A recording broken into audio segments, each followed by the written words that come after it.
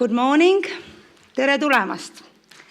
Lugupeetud Riigikogu liikmed, lugupeetud suursaadikud, admiral, daamid ja härrad ja meie online-vaatajad. Mina olen Krista Mulenok ja mul on hea meel teid tervitada Eesti NATO ühingu nimel. Täna leiab aset juba 4. rahvusvaheline aasta konverents naised, rahu ja julgeolek, ning mis keskendub naiste kaasamisele maailma julgeoleku ja kriisiprotsesside juhtimisel ning ÜRO ja OSCE poliitikaanalüüsile selles vallas. ÜRO Julgeolekunõukogu võttis juba 19 aastat tagasi vastu resolutsiooni 1325 naised, rahu ja julgeolek ning seadis eesmärgi, et rahvusvaheline üldsus peab läbivalt arvestama sooperspektiivi konfliktide ennetamisel ja lahendamisel. Eesti liitus resolutsiooniga 2010. aastal ning panustab arengukoostöö ja humanitaarabi korras. NATO Brüsseli tippkohtumisel eelmisel aastal kinnitasid nii NATO liikmesriigid kui ka partnerid uue naised, rahu ja julgeoleku poliitika ja tegevuskava ning üheks oluliseks teemaks on ka kaasav julgeolek, nagu ka tänase päeva põhiline teema.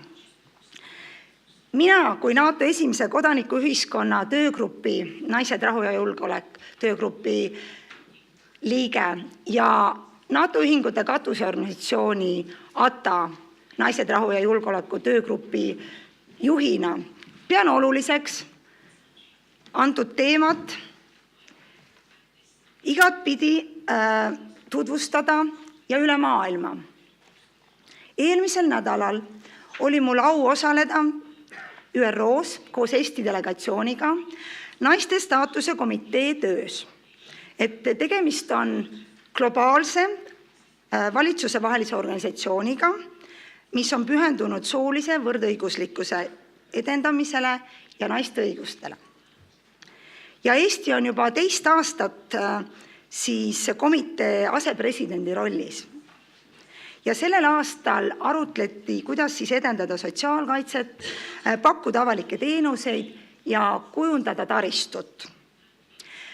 Mul on hea meel tõdeda, et Suurbritannias on välja töötatud konfliktipiirkonnas konsultatsioonide pidamise juhtnöörid. Kohalikel naistel peab olema õigus kaasa rääkida nende elu mõjutavate otsuste langetamisse. Eesti kandideerib ÜRO Julgeolekunõukogu mittealaliseks liikmeks aastateks 2020 ja 2021 ja täna käsitlemisele tulevad teemad on ka prioriteetideks. Meie tänase konverentsi eesmärgiks on rõhutada naiste kaasamise tähtsust julgeoleku tagamisel ning juhtida tähelepanu meeste ja naiste olukorrale kriisipiirkonnas. Oma kogemusi jagavad nii Kanada, Suurbritannia, Rootsi, Hollandi kui ka Eesti eksperdid. Eesti-keskne paneel käsitleb meie naiste võimalusi ja väljakutseid rahu ja julgeoleku tagamisel rahvusvahelistes võrgustikes. Tänane konverents saab teoks tänu meie headele partneritele ja soovingi siinkohal tänada Friedrich Eberti fondi, Kanada saatkonda, NATO peakorterit, Välisministeeriumi, Kaitseministeeriumi ning Haridus- ja Teadusministeeriumi. Ja soovin tänada meie projektijuhti Kersti Siilivaski ja tema tiimi. Ja lõpetuseks.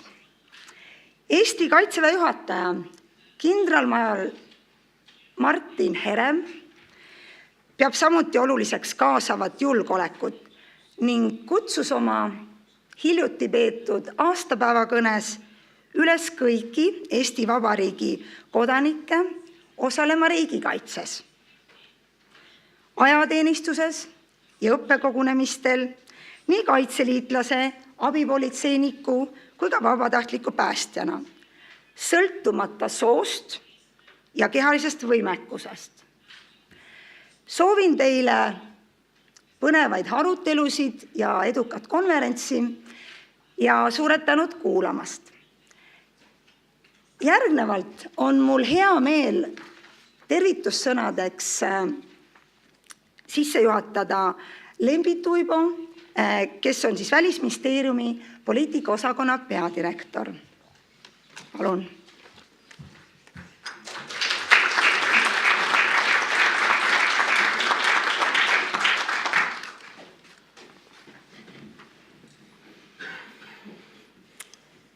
Hi, Excellencies, ladies and gentlemen.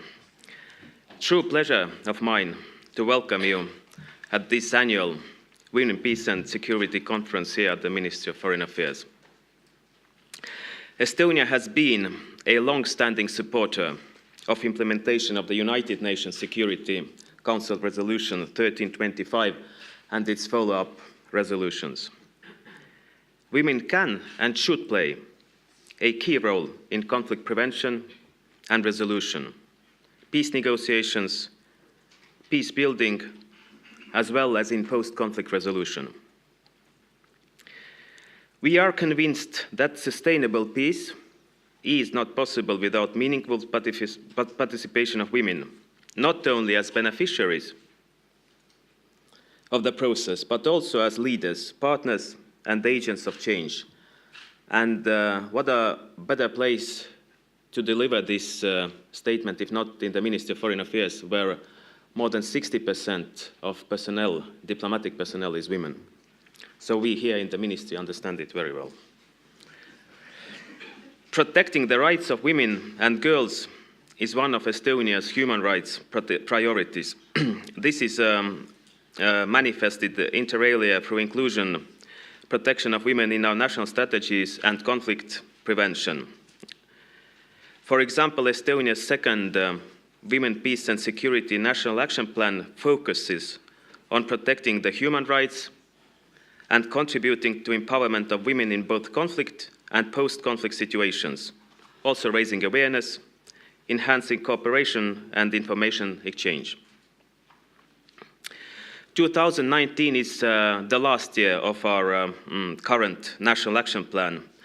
Thus, we will prepare the report, what has been achieved during the period 2015 until 2019. And of course, we'll start drafting our third generation action plan for the next 5-year period. And our new plan will be drawing on the NATO and European Union respective policies. Both policy frameworks have been recently updated, demonstrating that the Resolution 1325 matters both for the EU and NATO.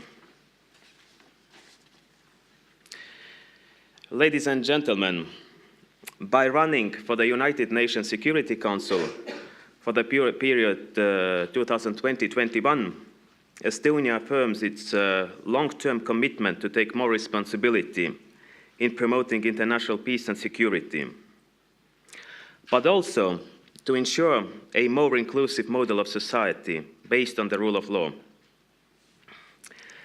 In this context, we commit to paying special attention to women, peace and security agenda. And it is encouraging to see that the number of Security Council decisions which contain provisions on women, peace and security have increased over the years. Since the adoption of the Resolution 1325, remarkable achievements have been made at the normative level. However, the challenges lie at the level of implementation. So we must continue promoting the role of women in peace and security on national, regional, as well as international level. It is clear that a real difference can only be made if all actors, including governments, NGOs, and international organizations, work together in the name of a common goal. The importance of inclusion of the civil society is demonstrated by the fact that today's conference has been organized by our valued partner, the Estonian Atlantic Treaty Association. We are very grateful for the organizers, the speakers, and all of you in the audience. The speakers list today is very impressive, so I will conclude here and wish all of you very substantive deliberations and a good conference. Thank you very much.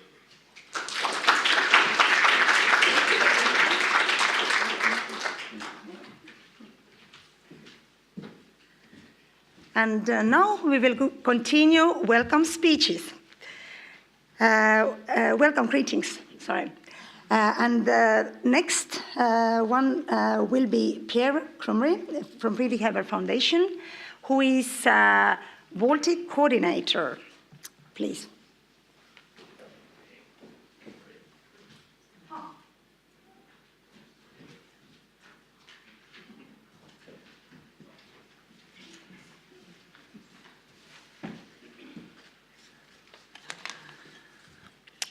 Dear Excellencies, ladies and gentlemen, as you see, sometimes you favor the easy things in life. I wish you a very warm welcome and a good morning from our side. As was said, I represent the Friedrich Ebert Stiftung and the Office for the Baltic States, and I have been doing so for 3 weeks now, so this is actually my first official task here in Estonia, so I'm very much looking forward to this.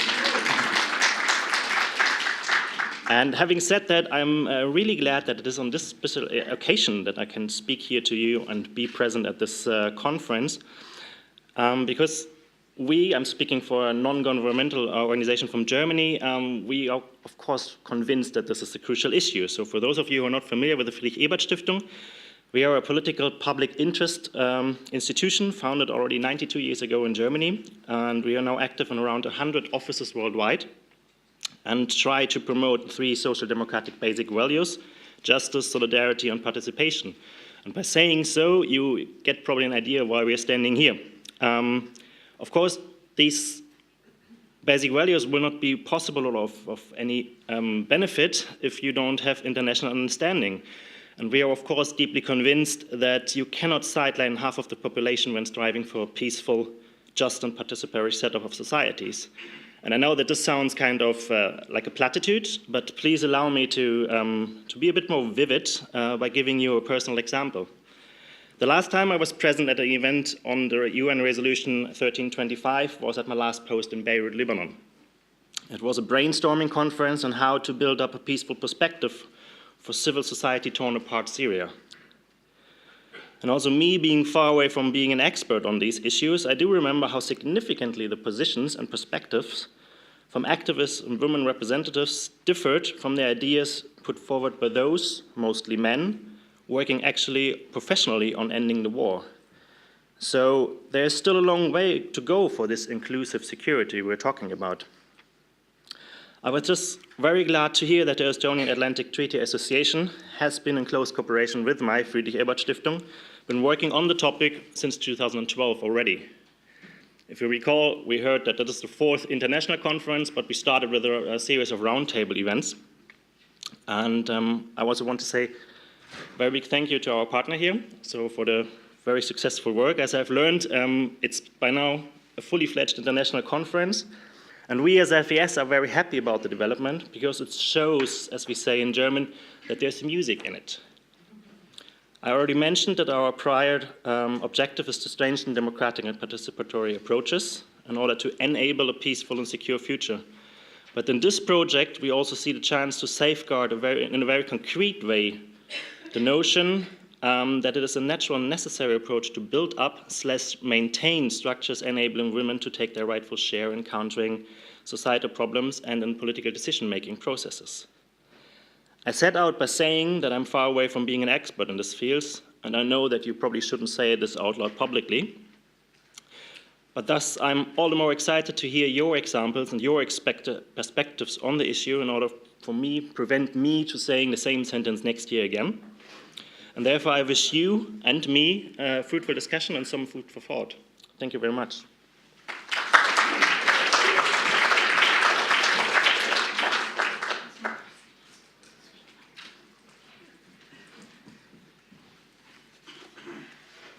Now I'm glad to invite here Jude Tekora, who is representing Embassy of Canada, of Estonia, Latvia, and Lithuania.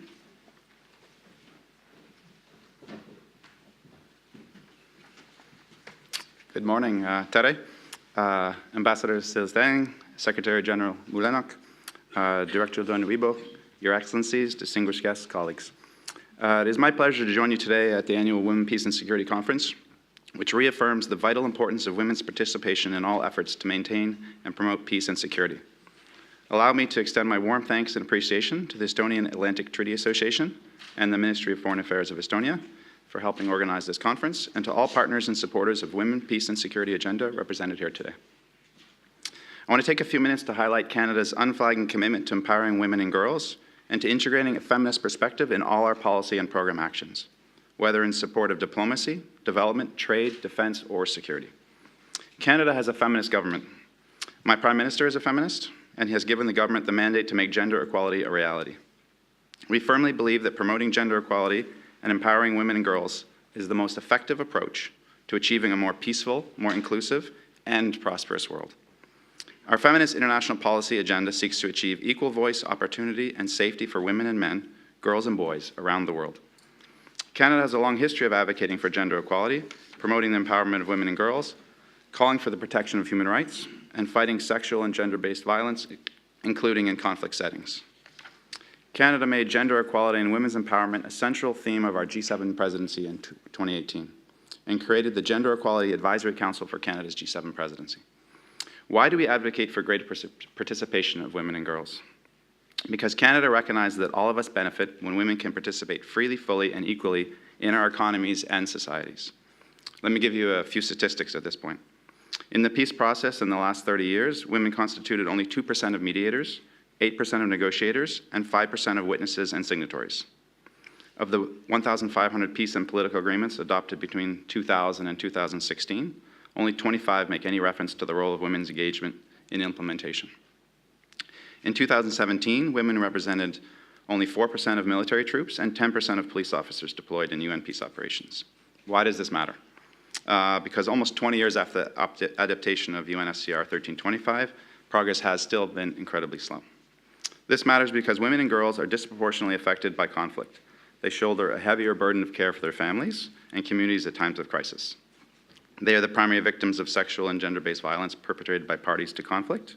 And when conflict ends, it is most often women and girls that are left to pick up the pieces of their broken families and communities.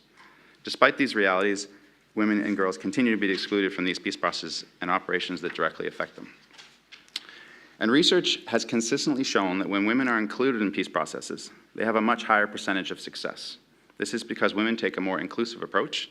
They prioritize social and economic recovery and transitional justice over gaining power and territory. Canada has been a strong supporter of the WPS agenda from its inception and co-sponsored UNSCR 1325 as a non-permanent member of the UN body in the year 2000. From Iraq to South Sudan to Mali to Haiti, and in the international organizations in which we participate, Canada has been at the forefront of international efforts to increase the meaningful participation of women in peace operations and processes. As part of peacekeeping commitments, Canada has been at the forefront of the UN Training Initiative for Female UN Police Peacekeeping Candidates. Since 2014, we have trained nearly 1,000 mostly female police candidates from various countries, including Rwanda, Niger, and Senegal. Canada is proud to be working closely with Estonia and other partners and allies to support further implementation of the WPS agenda. Which brings me to the ELSI initiative as well, launched in 2017 by Prime Minister Trudeau, which aims to accelerate the deployment of women to UN peace operations by providing targeting funding and training to get more women into military and police roles. This applies to Canada too. Only 15% of Canada's military are women. We have made a public commitment to increase this to 25% by 2026.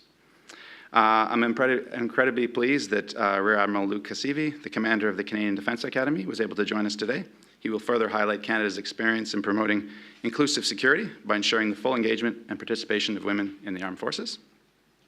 As part of our strong commitment to advancing gender equality, Canada will be hosting in 75 days the Women Deliver Conference in Vancouver this June. The theme of the conference is Power, Progress, Change. It is about strengthening women and girls' self-esteem, and particularly youth, so that they can fully unleash their potential for positive change. Taking a feminist approach to peace and security is not politically correct talk, but smart, practical solution to hard security needs. I hope the discussion today will inspire you to become more informed and involved in promoting and defending gender equality in all spheres of life. I wish you a fruitful discussion. Thank you. Aita.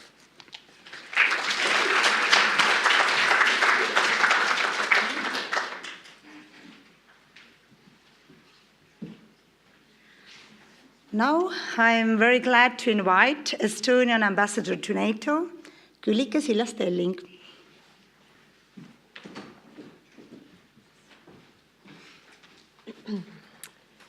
Tere hommikut and good morning. Excellencies, ladies and gentlemen, dear friends, dear colleagues. Thank you for inviting me to speak here today, and in particular, thank you to the Estonian Atlantic Treaty Organization, our association, for giving me a legitimate excuse to come home, even just for a few days. It's very welcome, thank you. And it's a great pleasure, of course, to open this conference on women, peace and security, an issue that, in my view, does not receive enough attention either in Estonia or in NATO. And I'm therefore really pleased that at least one day out of the year is dedicated entirely to this issue. I will focus my remarks mostly on NATO, but I must admit that unlike some other people at NATO who deal with 1325 issues on a daily basis, my only real credentials for speaking here today are that I'm a woman who deals with peace and security on a daily basis. Women, peace and security is no more my issue than it is the issue of all other perm reps at NATO or everybody here in this room. I can imagine that when you think of NATO, then gender equality and women's participation in, for example, operations or conflict resolution are not the first things that come to your mind. And indeed, the general view, especially the view held by women, is that NATO is all about defense and military issues. Hardcore security, where so-called softer issues like WPS do not receive too much attention. The truth of the matter, however, is that NATO as an organization and the majority of its members are strongly committed to 1325 issues. And indeed, within the alliance, there's widespread agreement. I would almost go so far as to say consensus that NATO must serve as a positive role model worldwide, including to other organizations and nations in the implementation of 1325. At last year's NATO summit in Brussels, which you may or may not recall, was largely overshadowed by other issues, including the 2% issue. Allied leaders actually adopted a new policy and an action plan on women, peace and security. This policy and action plan have three guiding principles. First, integration, the aim of which is to embed gender into all NATO policies and activities. Second, inclusiveness, aimed at dismantling all existing barriers standing in the way of full implementation of 1325. And third, integrity, aimed at enhancing accountability and promoting the highest standards of professional and personal conduct within the alliance. Since taking office, Claire Hutchinson, NATO's Secretary General's Special Representative for Women, Peace and Security, has brought great energy and commitment to the issue in NATO headquarters in Brussels. She has also reached out to NATO's military staff and strategic commands, not to mention other international organizations, including the European Union, the UN, African Union. In past years, NATO has paid attention to including women in crisis management and operations. Indeed, gender perspectives are increasingly being included in planning and execution of operations, as well as in training, exercises, and policies.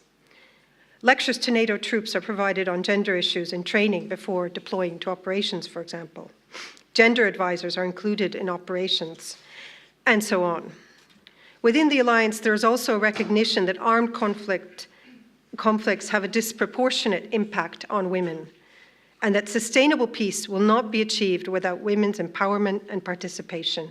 Indeed, it is well understood that attention must be paid to women's inclusion in peace negotiations and peace building, as well as in post-conflict resolution.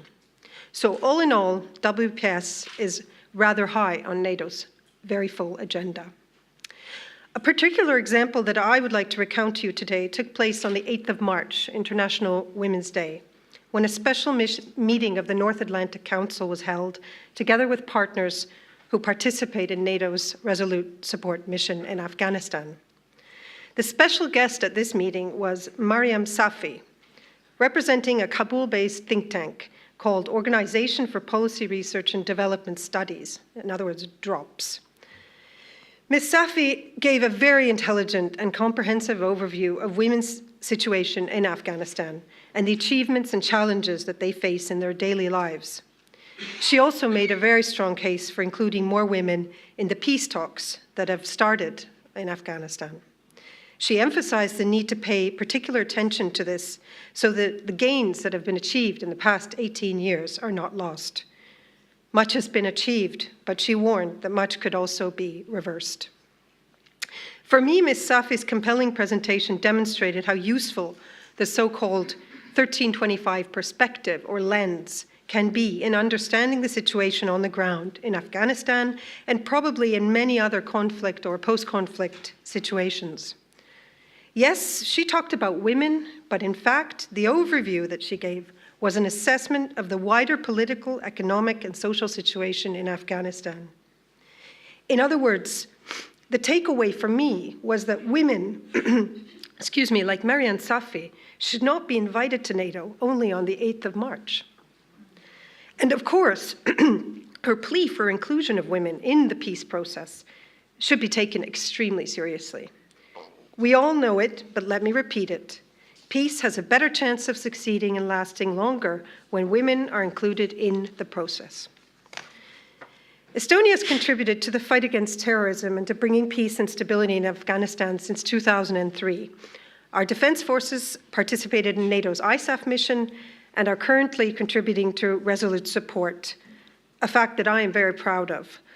But I'm also just as proud of the fact that over the years, almost all of Estonia's development cooperation projects in Afghanistan have focused on empowering women, improving their awareness and self-help skills, including in the IT field.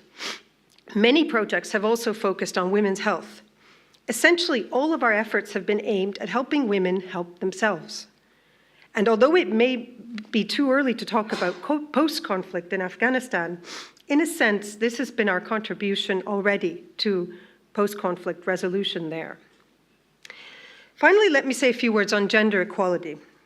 The aim of any organization, I believe, is to get the right people, the best people, in the right positions at the right time. This is obvious, and of course, these people do not necessarily have to be women. On the other hand, it is also a well-known truth that better gender balance improves performance. As I see it, more must be done to ensure that the right conditions are put into place so that women can be included in all spheres of life, including security. In NATO, women are underrepresented. Today, out of 29 permanent representatives to NATO, 9 are women. Significantly, of course, more than 4 or 5 years ago. And in 2018, women made up 40% of NATO's international staff in Brussels and held 25% of senior leadership positions. So women are there. But clearly, NATO as an organization needs to do better on inclusiveness. The same applies to capitals, to Tallinn. Indeed, one of the reasons why there are fewer women at NATO than men are that allied capitals simply do not put forward enough female candidates for positions in NATO. This is the case especially for senior leadership positions. On a personal note, at the beginning of my career as an Estonian diplomat 23 years ago, I did not encounter any discrimination. It was only when I started to come in reach of more senior positions, and especially positions that dealt with security policy, that I was met with the attitude that these are positions that are better suited for a male, or perhaps not so well suited for a female. I do have to say that apart from receiving hints that I might like to consider a different job or posting something softer perhaps, no direct barriers were put in my way. And of course, no one has dared say to my face that as a woman, I am not suited to be Estonia's ambassador to NATO. But I cannot help but think that we do need to do more work on tackling these types of stereotypes when it comes to security issues. Sadly, we here and at NATO and elsewhere probably are still asking, where are the women? We're still referring to women as the missing element in peace and security. We're not missing, we're here. But there needs to be more of us, and especially in dealing with the new security challenges that we face, including cyber and hybrid threats. So structural, not cosmetic changes are needed. Attitudes need to change. I'm extremely glad that Estonia has a WPS National Action Plan, our second one already, and a third one will soon be drafted, and that efforts are being made to make women, peace and security a truly integral part of our defense and security policy and activities. It really should be part of our DNA, not just an add-on, not the last issue on the agenda. As we approach the 20th anniversary of Resolution 1325, its full implementation should be our goal. And I'm certain that this conference will give us many new ideas on how to achieve this goal. Thank you for your attention.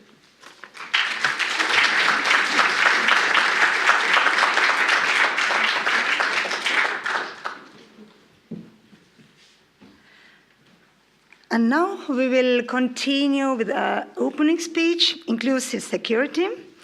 And I would like to invite Yvette Langenhusen. She's Senior Gender Advisor from OSCE.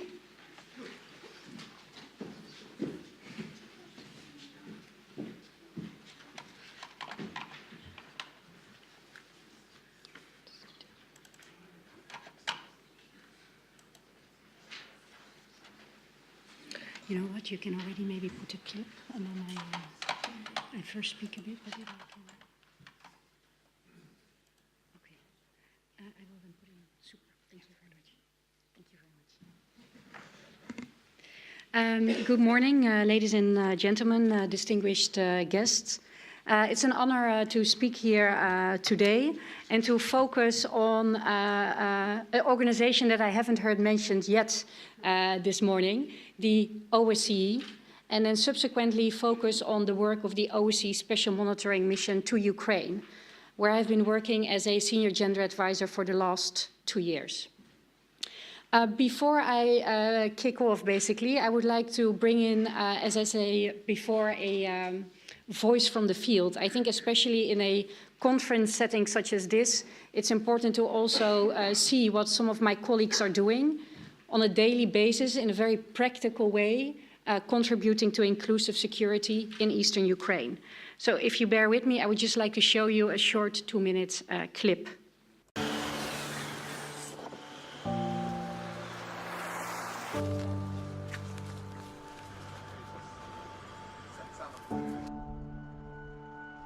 For me, 1325 is a reminder that the conflict affects women, girls, boys and men in a different way. So in my daily work, we often monitor the situation of civilians crossing line of contact.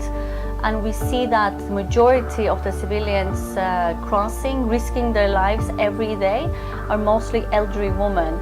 And I often interact and talk to these women, and I consider them to be extremely brave, that they are risking their life often in very harsh conditions, that they are still taking the chance of crossing line of contact to either to receive their pensions or to visit family, friends, or to visit the houses that where they were forced to leave due to hostilities. And I also feel obligation to document and report on the different experiences faced by the civilian population here in eastern Ukraine. All the women that remained in settlements and villages close to line of contact, working in schools, hospitals, and so on, we often forget them. We often forget that they are invisible force, and they are the ones that are bringing some kind of sense of normality to the communities where they are living in. As monitors in this mission, it is our responsibility to report on the effects of their contribution to the societies they are living in. I'm Arizu Banafshe, and I'm monitoring OSCE Special Monitoring Mission to Ukraine. So from basically Having a short look into the work of our monitors in eastern Ukraine, I would like to zoom out again for a little bit and focus on the OSCE as such before I go into the work a bit more specifically in Ukraine. The OSCE is the largest regional organization in the world. It exists out of 57 participating states, spanning a very wide region, as you can see here, basically from Vancouver to Vladivostok. And in addition, we have a number of partner countries active, which you see here in light blue on the map. The OSCE has its headquarters, its secretariat in Vienna, and in addition has a number of field offices, field missions, including in Kosovo and Ukraine. In total, we have about 3,400 staff members active, and I think about 1,400 of those currently active in Ukraine. The founding document of the OSCE is the Helsinki Act of 1975, where you see a focus, of course, on the sovereignty of states, but also very much already on the rights of citizens, including human rights, principles of non-discrimination, and the organization very much understands these linkages between equal rights for men and women and options to actually foster sustainable peace and economic development. So the text that you see here is actually from our action plan for the promotion of gender equality, on which I will focus a bit more in a second. When it comes to focus areas for the OSCE, we basically focus on 3 spheres or dimensions, as we call it ourselves within the OSCE context. First of all, the political military sphere. Secondly, economic environmental dimensions. And then lastly, the human dimension, which is very much focused and surrounding around issues of human rights. If we look at, let's say, the guiding document within the OSCE, when it comes to the promotion of gender equality, a 2004 action plan was adopted on a consensus basis on the ministerial level. So actually the OSCE quite early on showed commitment to this agenda. In 2000, the first, let's say, internal technical plan was developed, and then in 2004, this high-level action plan. You can see here there's different areas. First of all, there's a focus on including a gender perspective in OSCE policies internally. For instance, combating harmful gender stereotypes, which exist in every organization, I can tell you.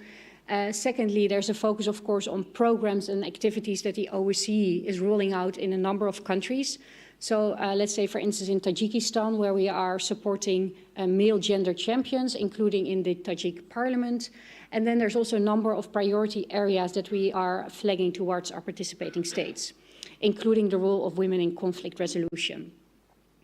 What I think is of importance to note when we focus on this action plan, that it stems from 2004, but that there has been no consensus on any update on this plan since.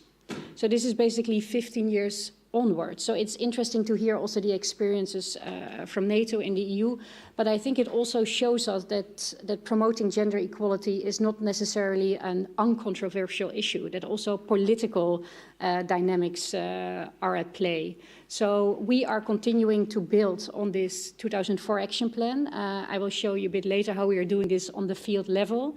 But just to also give you a bit of this insight, I think also globally, it's not necessarily all going very smoothly in setting new policies and updates. Of course, I think the OSCE, as other regional and international organizations, is basically as progressive as the sum of its parts. In that sense, since we are really binded by consensus-based decision-making, I haven't seen much movement on the action plan, but we have seen ministerial council decisions being adopted. For instance, on the issue of violence against women, how to better prevent and tackle these issues. Where I see a bit more of an issue making progress is in this participatory pillar of 1325. That brings me to the special monitoring mission in Ukraine, and I think you're all very much aware of course, the background and the establishment of the mission. When peace and fragility became very fragile in Ukraine, And then, of course, major escalations followed. Late 2013, early 14, Crimea, Donbass, etc. The OSCE actually came to one of these consensus decisions. So all 57 participating states agreed on the establishment of the Special Monitoring Mission, which was deployed on the 21st of March 2014. So to the day, 5 years actually. If we look at the mandate of our mission, you see the key elements reflected here. The aim of the mission is to reduce tensions and support fostering security and stability. Doing this through gathering information and reporting on the security situation, establishing and reporting facts on incidents, monitoring and supporting the respect for human rights and fundamental freedoms, establishing contact with local, regional and national actors, and facilitating dialogue to reduce tensions and promote normalization. When I, for instance, speak about dialogue facilitation, this is really happening on different levels. So as an example, the head of our mission is involved in the trilateral contact group in the talks taking place in Minsk, let's say high-level peace negotiations between the different sides. But at the same time, when I talk about facilitating dialogue, you also have to think of that patrol you just saw, and where we, for instance, are establishing windows of silence in eastern Ukraine to allow for companies to repair civilian infrastructure, such as, for instance, water pipelines or electricity lines that have been damaged by shelling. If you look at the mandate, you do not see any specific reference to 1325, to women, peace and security, nor to gender mainstreaming, which is, I would say, contrary to quite a lot of UN missions and I think probably also EU missions. Nonetheless, if you look at the onset of the mission, and I would say this kind of general agreement that if we want to report well on the security situation, if we want to support the respect for human rights, we need to cover all grounds. We need to include a gender perspective. We need to focus on issues such as gender-based violence, violence against women, and this, let's say, context setting. And we are doing so. And I think it's also illustrative that the mission already in the stage of early responders in 2014 had a gender advisor in its team. And this has been since built on. Just very briefly, if we look at the footprint of our mission, of course, the mission is very much known for its activities in eastern Ukraine, but actually is built around 10 teams throughout the country, which you see reflected here. Of course, our biggest teams are based in the non-government controlled Lugansk and Donetsk cities, and they cover a number of regions. In addition, we have a number of forward patrol bases and patrol hubs in eastern Ukraine, and the majority of staff is based there. What I think is also relevant to share that all these teams have a specific gender focal point active and appointed. So whereas I'm based in our headquarters in Kiev, I do have this network of monitoring officers that actually are on this kind of local level driving this agenda. I can say out of experience, this is not an easy task, and what actually works well is if you have an active gender focal point, but of course also a team leader or a hub leader that understands this agenda, that is committed, and then you really see this synergy, I would say. When we look into mission staff, I think this is also mentioned already this morning. The OSCE is also depending on secondments. So we are also depending on what states actually put forward to us, including for senior positions, but also for monitoring officers. And this is not always easy to change in a sense. What we are trying to do is to encourage nations to, I would say, diversify the pool of candidates that they put forward to the organization. Because we do very much understand that if we have, let's say, patrols going out in eastern Ukraine with only, let's say, one profile of monitors, which I've seen quite a lot actually while visiting the fields. Let's say, for instance, you have a group existing purely of retired policemen. You might not pick up on certain issues that you should pick up on. So we're trying to diversify where it is nationality, age, gender, but also very much the backgrounds that people bring in. Of course, I would like to re-emphasize for those of you maybe less familiar with the mission, we are an unarmed civilian mission. But still, as with, I would say, almost looking at security sector data, we are struggling to diversify. We have made quite a lot of improvement recently to attract more female candidates, but still you see 20% of our monitors are women, 80% are men. I think one of the success stories in making progress is to really discuss with delegations on the Vienna level, what can you potentially do to diversify and also really share data. I'm not saying the naming and shaming part, but at least showing those nations that do very well. And maybe surprisingly, if we see the most gender balanced contingent in our mission at the moment is Tajikistan. So it's not always necessarily that we have those Scandinavian countries that do extremely well. No, it's really quite a mix. So for whomever is interested in your national members in the SMM, do contact me in the break. I'm happy to share data. When we look at the context of Ukraine, and I think this is also important to take into account, I have actually quite some experience in other missions as well, including actually NATO Afghanistan in the past. And then, of course, you see it also when monitors or colleagues arrive in Ukraine. They're like, yes, I'm very familiar with this women, peace and security agenda. I worked in Iraq, I worked in Afghanistan, but I think in Ukraine this is actually really not that relevant.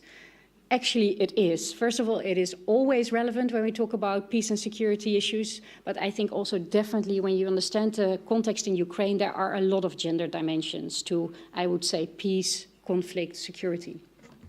So just very briefly, as a bit of background on the situation, I was just quoting here the Global Gender Gap Index, which I think is always interesting as a sort of baseline.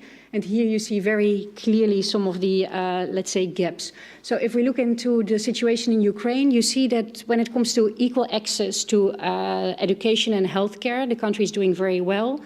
But especially in the political field, representation of women on the higher levels is very, very low. This is interesting because, for instance, if you see on the local levels, including in some of these conflict communities, conflict-affected communities in eastern Ukraine, women are very active on the local level. So, for instance, in village councils, they are extremely active and their impact is big. However, when you move up, when more, let's say, financial resources are involved, when also more financial resources are needed to, for instance, run campaigns, women tend to drop out. And this then also affects, of course, ultimately senior level entries. And this also then continues in, for instance, this high level peace talks where actually Ukraine is doing quite well. It's actually the OSCE delegation that at the Trilateral Contact Group is male only for the moment. But for instance, in the working group on security issues, no women have a seat at the table at the moment. So just going back, you see indeed also when it comes to the economy, still quite a large gender wage gap in certain sectors. If you look at the political sphere, 89% members of parliament are men, 88% of the cabinet members. So also again, if we talk about a daily life, but definitely also peace and security, there is still a long way to go. If we look at conflict dynamics, women make up the majority of internally displaced persons, and older women account for an estimated 74% of the conflict-affected elderly, including IDPs. And this also had to do with the fact that in the Donbas areas, there was a very big gap in life expectancy, basically between men and women. So you have a lot of elderly, widowed women that are still living in these, let's say, little villages around that contact line where still a lot of the fighting is taking place, including a lot of shelling. I think another interesting aspect to shortly focus upon is actually the impact of the conflict in Ukraine and the inclusion of women in the security sector. So when the conflict started in 2014, a lot of the positions in the Ukrainian armed forces, actually all operational positions, were not open to women.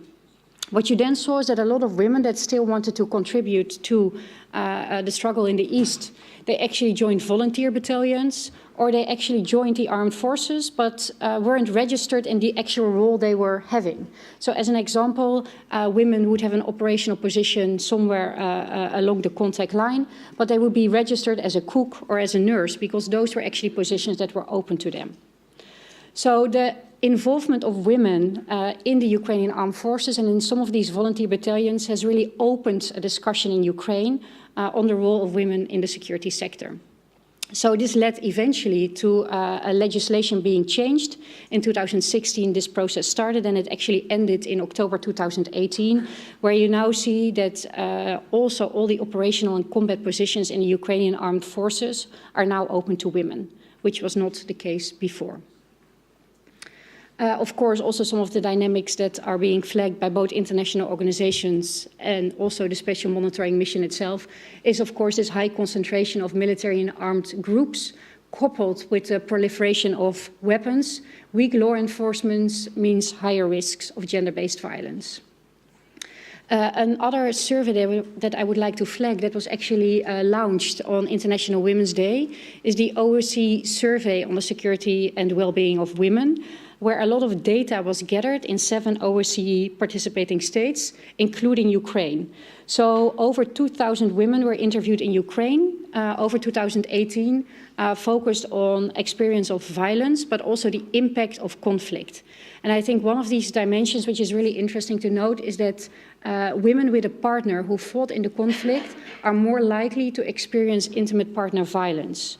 And this is also something that a lot of NGOs are raising with us. There's a lot of veterans that return either with PTSD, but also veterans that return have problems finding a job. There's a whole, let's say, mix of dynamics there that also, in a sense, bring the conflict home, also to, of course, very different regions than just Eastern Ukraine. Then, if we focus on the special monitoring mission as such and how we have kind of translated that 2004 broad action plan on the Vienna level to our initiatives on the ground. What we have been trying to do is to develop something based on consultations in the field and in head office, and where we also kind of connect this internal and external dimension of gender perspective and gender equality. So first of all, here you see basically the key 4 pillars that we are investing in. There's a, let's say, very detailed plan attached to this, but just to give you a bit of an idea. So first of all, we are committed to mainstream a gender perspective in our monitoring and reporting cycle to indeed anticipate, plan, and react better to human security challenges. So there's very much this awareness that if we are not taking this on properly, we are also not catching well what is happening on the ground. We are pushing our teams to always collect sex and age disaggregated data. You will also see this, for instance, in the daily reports that we publish, that there's always mentioning whether we cover demonstrations or many of these sad cases of civilian casualties, for instance. This is the basis for our analysis. As an example of, I would say, interesting information that comes out of this, which is also useful for other organizations, is our data on civilian casualties due to AXOs and mines. If you see in certain, let's say, African contexts, you see a lot of women being victims of this type of weaponry, also because they are very often the ones that tend to the fields, etc. But if you see the data in Ukraine, men and boys are incredibly overrepresented among this group of casualties due to mines and AXOs. This also has to do with, let's say, patterns of life, specific occupations that they hold, etc., etc. This is relevant information also when it comes to our activities, for instance, in mine awareness. Who do we target? How do we target them? Then also we focus on a range of thematic areas, which I will just point at in closing. Then secondly, very important for us to coordinate and liaise with national and international stakeholders on gender equality, especially civil society. Also making it possible for us to refer particular cases. We are a monitoring and reporting mission, but of course we can come across individuals with particular concerns. We can pick up risk factors in societies, and it is important for us that our monitors, who might not be experts, are at least able and aware of how they can refer these cases to expert organizations.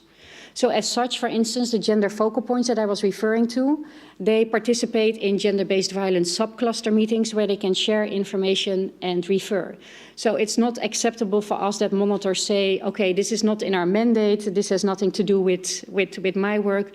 No, we want to pick up at some of these risk factors and also make sure that we alert the let's say, organizations that can deal, for instance, with support to survivors, but also, for instance, have this conversation with the military or with armed groups on what is or might be happening. Then thirdly, I think it's very important for any mission to connect this, let's say, internal and external dimension. If your own, let's say, organization is not healthy, if your own organization is not inclusive, it's also very difficult to really perform well on the field level. So as I already mentioned, we are trying hard to improve gender balance within the mission, including through a range of initiative with HR, but we are very much counting on participating states.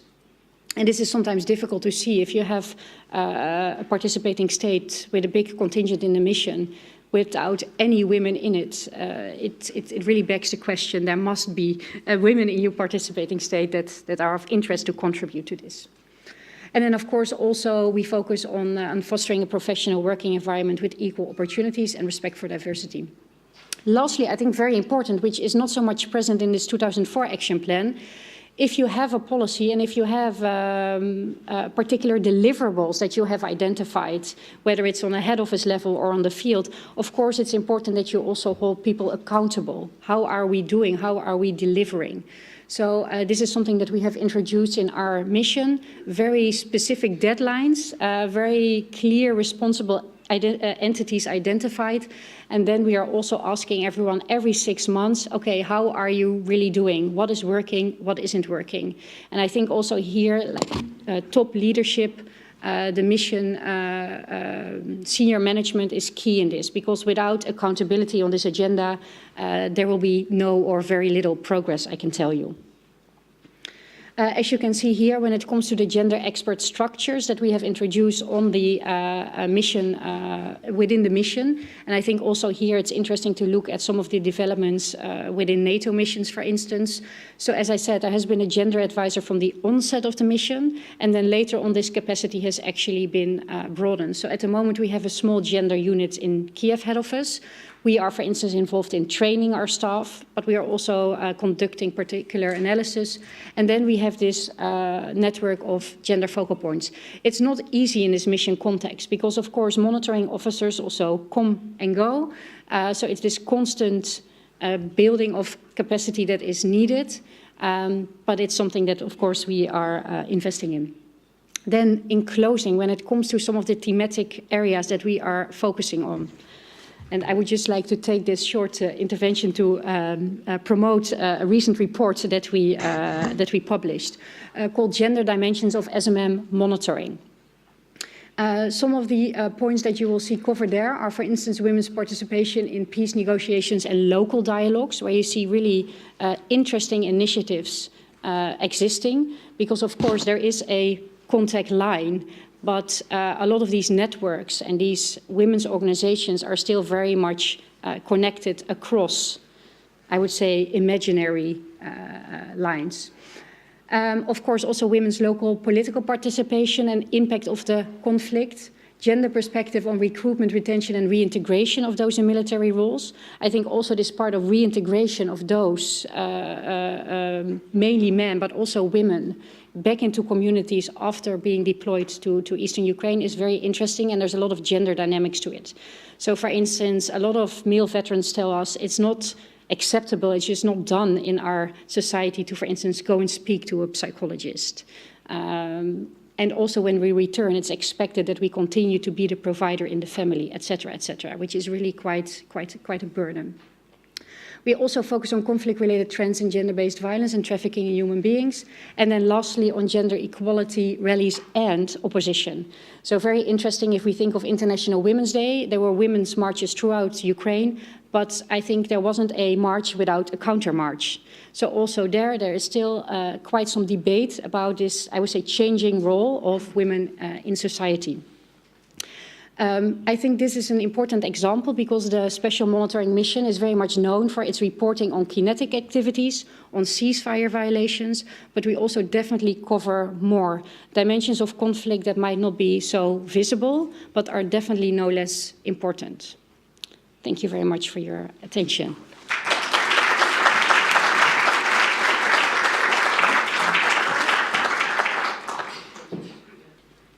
Ladies and gentlemen, I would like first to express my gratitude to the Estonian Atlantic Treaty Organization and to the Estonian Ministry of Foreign Affairs for the opportunity to take part in this engaging and interesting panel, which is, coming closer to the celebration of the 20 years anniversary of the Women, Peace and Security Agenda.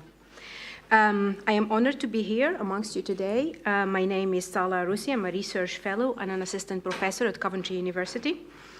My area of expertise is women, peace, and security, and I have been conducting research on this topic for years now. And throughout that research, I have seen how the agenda focus shifts and the continuous pressure on the WPS to basically keep the topic on the agenda of states. I worked on issues of women in peace settlement and how do we include gender in peacemaking. I also done a lot of work on sexual violence in armed conflict, and more recently I have been looking at women, peace and security and the issues of countering violent extremism. My interest is about how do these commitments that we make at the UN Security Council translate on the ground, and about the experiences of women living in conflict as a result of these commitments. What impact do we make when we make these statements, such as the Women, Peace and Security Resolution 1325 and all the sister resolutions? So Resolution 1325 was the result of tireless campaigning by women's organizations, women's groups. It is also the result of coalition building between a diverse group of actors, including states, international organizations, and NGOs, gender experts, who lobbied for this resolution. And hence, it is important to keep that process and that momentum going. And as such, this meeting today continues to be extremely important. It is more than just an anniversary. It is an attempt to keep the agenda, going. I have to say there's a lot of pessimism about what has been achieved sometimes, but I would like to emphasize that there has been a lot of progress. Witnessing this from the year 2000 and doing research on this topic, I have seen, not a whole watershed, but I have seen difference in terms of the visibility of women in international institutions. I have seen also difference in terms of gender awareness about the need for women participations and the protection of women from gender-based violence. So there has been changes, and we need to keep going. Our panel today is on inclusive security. What does that mean, inclusive security? Now, feminist scholarship highlighted the gendered nature of war and the disproportionate suffering of women during armed conflicts, but also their exclusion from decision-making during peace processes and post-conflict reconstructions. Scholars have highlighted the linkages between the different forms of insecurities, right? These insecurities that operate, during conflict. For instance, conflict leads to famine. Famine leads to displacement. Famine and ill health are related. Gender-based violence increases during conflict. There is also linkages between the different types of violence that operates in the context of conflicts. So we're looking at insecurities in terms of as related, and connectedness between the different forms of insecurities. Violence is a continuum that starts from the home, the local, the national, and the international. And it is very important to keep this in mind when we're talking about inclusive security. So what does inclusive security mean? And thinkers argue that inclusive security cannot be built over the insecurity of others. It means security for all, and in this case, security for women, so that no one is left behind. And this is very important. It is also not just about physical security or the absence of violence, but it is a much broader security. It is about food security. It is about gender equality. It is about access to good quality education, access to justice, participation, empowerment. It is also about environmental security, access to water and resources. And here I'm bringing in the SDGs. For there can be no peace without development, and there can be no development without peace, and there can be neither without women. And hence, we have to emphasize the importance of the Women, Peace and Security agenda. Inclusive security is also not just about numbers. It's not about increasing the overall numbers of women, but it is about how women get in, and how do we keep them there, and what do they do, who gets involved, and who is left behind. And this is really important. I am sure the panel today, the members of the panel are going to touch on these questions. And I think we're very lucky today. We're really very lucky to have with us such distinguished speakers with diverse experience and expertise. So to start with, we have from Canada, Rear Admiral Luc Cassivi, and he's Commander, Canadian Defence Academy and Canadian Armed Forces. He's going to speak today about inclusive leadership and in the context of achieving inclusive security. After that, we are going to hear from Lieutenant Colonel Rachel Grimes from the UK Ministry of Defence. She's a military officer leading on the engagement strategy on women, peace and security. Rachel has, extremely long experience with the WPS, and she worked on 8 peace missions, and I think she has a lot to contribute to this conversation. After that, we're going to move to Sweden, and we're going to hear from Sofia Karlsson. She's a Deputy Director at the Department of Conflict and Humanitarian Affairs at the Ministry of Foreign Affairs in Sweden. Sofia is a Deputy Head of the Conflict Divisions, and she's going to speak today about, Conflict Divisions at the Department of Conflict and Humanitarian Affairs, and she's going to speak about women, peace and security, looking at the Swedish experience. After that, we're going to move to the Kingdom of the Netherlands, and we'll hear from Felix Lomans. Mr. Lomans is a Senior Policy Officer at the Department of Multilateral Institutions and Human Rights at the Ministry of Foreign Affairs in the Kingdom of the Netherlands. And he was also a member of the task force of the UN Security Council created to coordinate the positions as an elected member at the UN Security Council in 2018. Mr. Lohman will speak on the topic of advancing the WPS agenda at the Security Council experiences of the Kingdom of the Netherlands as elected member in 2018. So without due delay, I'm going to give the floor to, let me just get the title right, Rear Admiral Luc Cassivi. Just Luc is fine. Bonjour tout le monde. Good morning, everybody. Thank you very much for the warm welcome. It's a great pleasure to be here, and thank you for all the organizers to put this together, because the dialogue is one of the most important things to ensure that we move forward. And every year, we do make a little bit of progress, and we need to remind ourselves of that.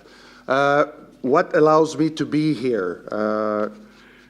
So, career officer for almost 36 years now. I've spent 18 of those navigating around the world, 15 of those underwater. I'm a submariner. If people didn't gather, I'm not a diver, but a submariner.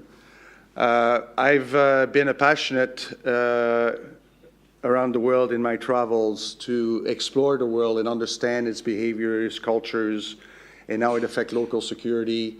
And as such, it's a natural follow-through to be involved in this. And I'm also the champion for the defense team for gender and diversity for operations in the Canadian Armed Forces and the Department of National Defense. So I'm gonna, my quick talk's gonna lend into inclusive leadership in the context of inclusion and diversity. I will give a little Canadian context and then move on to elements that are more relevant to what I heard this morning and where we want to evolve the discussion. One of the things we realized when we started is that if we're going to move forward in diversity and inclusion, particularly in the WPS agenda, we probably needed more men involved in it. And it's not it's been for too many years isolated in the context of the discussion and say, if men don't become champion, what are the chances that we're going to be able to affect greater change? So it's one of the reasons why I'm a champion today, and I hope we can start making a difference and try to have influence in that area in many other regions of the defense and security framework. So Canada is a big country, 37 million, which may not be big in population, but big in territory. 75% of the people kind of look like me, they're white Caucasian. 25% don't. So our diversity is beyond gender. It's beyond, it is much broader than that. We have representation of just about every country origin in Canada as part of our diversity, with 22 particular groups that have greater than 100,000 members of those groups inside our communities. So as our role extends to our internal security and assistance to civilian power, being able to connect with the great diversity that is in Canada is particularly important.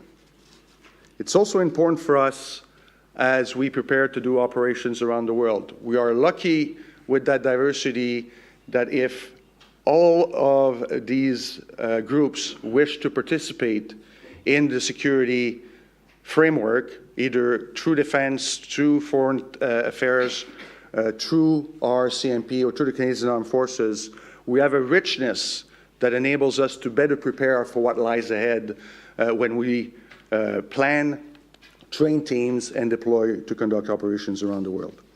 That's very important for us. And the importance of diversity was greatly highlighted in our last edition of our defense policy.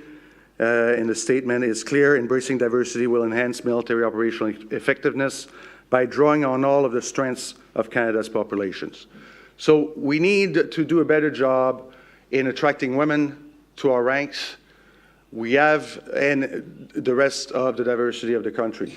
On the women front, we have been in that agenda for a long time. Since the 1980s, we have opened a number of our occupations to women, with the last remaining occupation that was blocked was submarine service, was opened in 2000.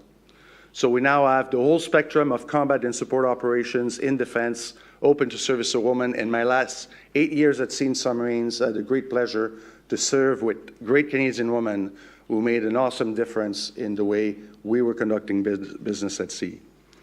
But as was discussed earlier, are we doing the right job in attracting and in retaining and in assisting these women to be productive and to reach the top and participate in the full spectrum of decision-making within the organization? And this is where we have some progress, but we may have some more work to do to achieve that. As I say, in the 80s, we started opening up, and this has catch up with us. It takes years. It takes 5 years of experience of work to build 5 years of experience. When you look at the Canadian Armed Forces, currently nearly 10% of general flag officers are women.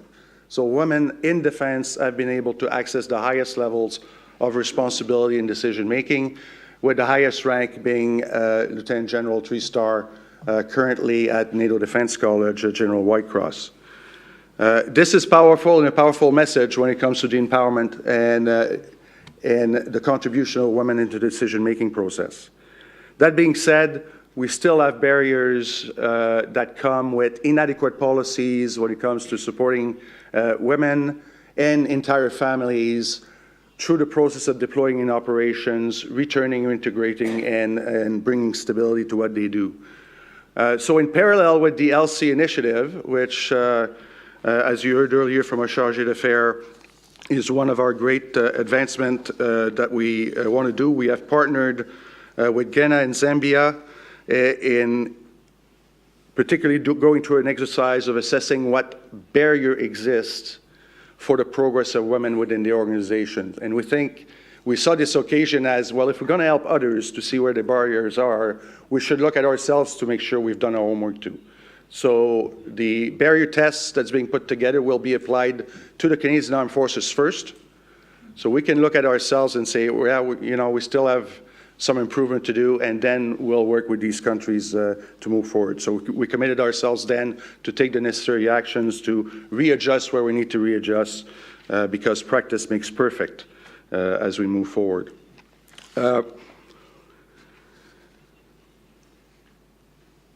That's going to be a great help for us in the LC initiative. One of the great tools that's going to be used to achieve that, that we have developed through time, is gender-based analysis. We've heard earlier about the importance of having gender advisor and gender focus points in theater to help you understand what is going on and change the way you may look at the conflict and what you're going to do. We haven't been producing enough people that understand these pieces to assist us. We've made a commitment to it. Our National Action Plan in Canada has given clear directions that every command at home, every functional command, as well as every deployed operational commander will have gender advisors as part of their team. We were producing 3 a year through schooling, barely enough to support the operational tempo and the institutional need that we have. And really not enough attention in producing gender focus points. So we have developed training to be able to augment that, and we've been able to, last year, to augment by tenfold, and we'll go through greater level of training opportunity and open participation from other nations to help doing that. We've had, in our gender focus point, 50% of the participants were men. Most men come out of the experience saying, I cannot look at the world the way I used to anymore. I see everything through a gender perspective. That's the effect that being exposed to that process, that methodology and the way of seeing the world does to them. If we can get more people to understand gender perspective and to see their environment and their operations that way, we'll have a better chance as we move forward to bring forward, to succeed. We also realize that, and it was mentioned earlier, that it's not just about having gender advisors in theater, it's about the commanders knowing how to relate and work with the gender advisor to achieve a better decision-making process as we move along. And that's something that we need to do a lot more work on. And one of our objectives, for me particularly and my team at the Canadian Defence Academy, is to do an analysis and look at what do we need to bring within our professional military education framework that looks after the leadership development of all of our officers and non-commissioned officers in the armed forces, from entry point through generalship. So how do we prepare them through the education process to better understand gender perspective and use these members of these teams and their recommendations in a way that brings a bigger impact, positive impact to the way they plan and execute their operations. So those are a few of the things that we committed ourselves to do and that we're going to keep working forward, because at the end of the day, we need to do better work at what we do. We cannot keep having operations around the world that create recurring work for us as opposed to achieve the end result of greater peace, stability, and prosperity for those communities moving forward. So embracing that diversity, using good policy and good personnel management system to retain them and enable them to flourish, will enable us to have richer teams to prepare ourselves, and when we deploy, to try to bring order out of chaos and help society, that we don't contribute to that chaos by being ill-prepared and having second, third order effects that have negative consequences, and help truly bring stability as we move forward. On that note, I will end. Thank you very much, and I look forward to your questions.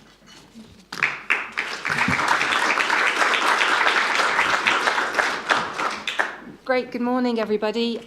Thank you to the Euro-Atlantic Treaty Association for the invitation to be here. It's really an honour to represent the UK. But I'm not actually going to talk too much from the perspective of the United Kingdom. I'm here mainly because of my experience with the United Nations. And I suppose the journey of why I'm ending up on your platform is that in 2014, I was working in the Democratic Republic of Congo with the UN in MONUSCO, which is the name of the mission. And I've just got to keep timings, because once I'm up here, you won't get me down. So I need to get on that one. Right, there we are. We're good. We're on track. And I was in the DRC as an intelligence analyst. 3 months into a 9-month tour, I was given the opportunity to become a gender and child protection advisor. Luckily, I'd been to the Sweden Centre for Nordic Relations on Gender in Military Operations, so I was trained before I got to the Congo. And my experience from the Congo led to me going to Iraq to be attached to the Peshmerga. The UK have consistently had training teams out with the Peshmerga and with Iraqi forces since about 2012. And my job there was to prepare Peshmerga and Iraqi troops for the retaking of Mosul. And leading on from that, and probably the best swan I've ever had in my military career, is that I ended up spending 3 years at the United Nations in New York, where I was their gender and child protection advisor. And when people say, oh, you know, you're a gender advisor, that sounds a bit wishy-washy, I just say, yeah, those 3 years in New York living in Manhattan, it was tough. So, you know, you've got to take the highs with the lows. And I think the overall, what I want to talk to you today is that there's not that many women in the military. I think that the UK is a good example. We open up all of our roles to women, but we're still only about 12%. So really, the argument for today is, what can we do with the few women that we've got to make them as operationally effective as possible? But I don't want to just stand up here and talk about the merits of women, because this conversation has to be a conversation for men. And I'd argue that it's definitely a conversation for men in the military. Because if you don't have a gender perspective, if you don't understand human terrain analysis, then you're not going to be as effective to your commander as you could be. So I trained to be a PE teacher years ago, and I can't get away from PowerPoint. It won't be death by PowerPoint, but I use it as a crutch.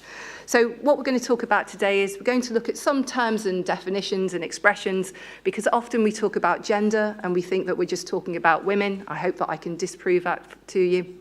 I'll talk about how contemporary conflict is something that requires more women in its military. And if we think that male-dominated militaries are fit for purpose for the conflicts that we're dealing with at the moment, then I hope at the end that I'll have proved that maybe we could be better. We've heard a lot about 1325. We're going to have a little bit more revision on that, but looking at it from a purely military perspective. And then we'll look at what we can do with the few women that we've got to make them better. And then I'll end with an anecdote of my time in the Congo in 2014.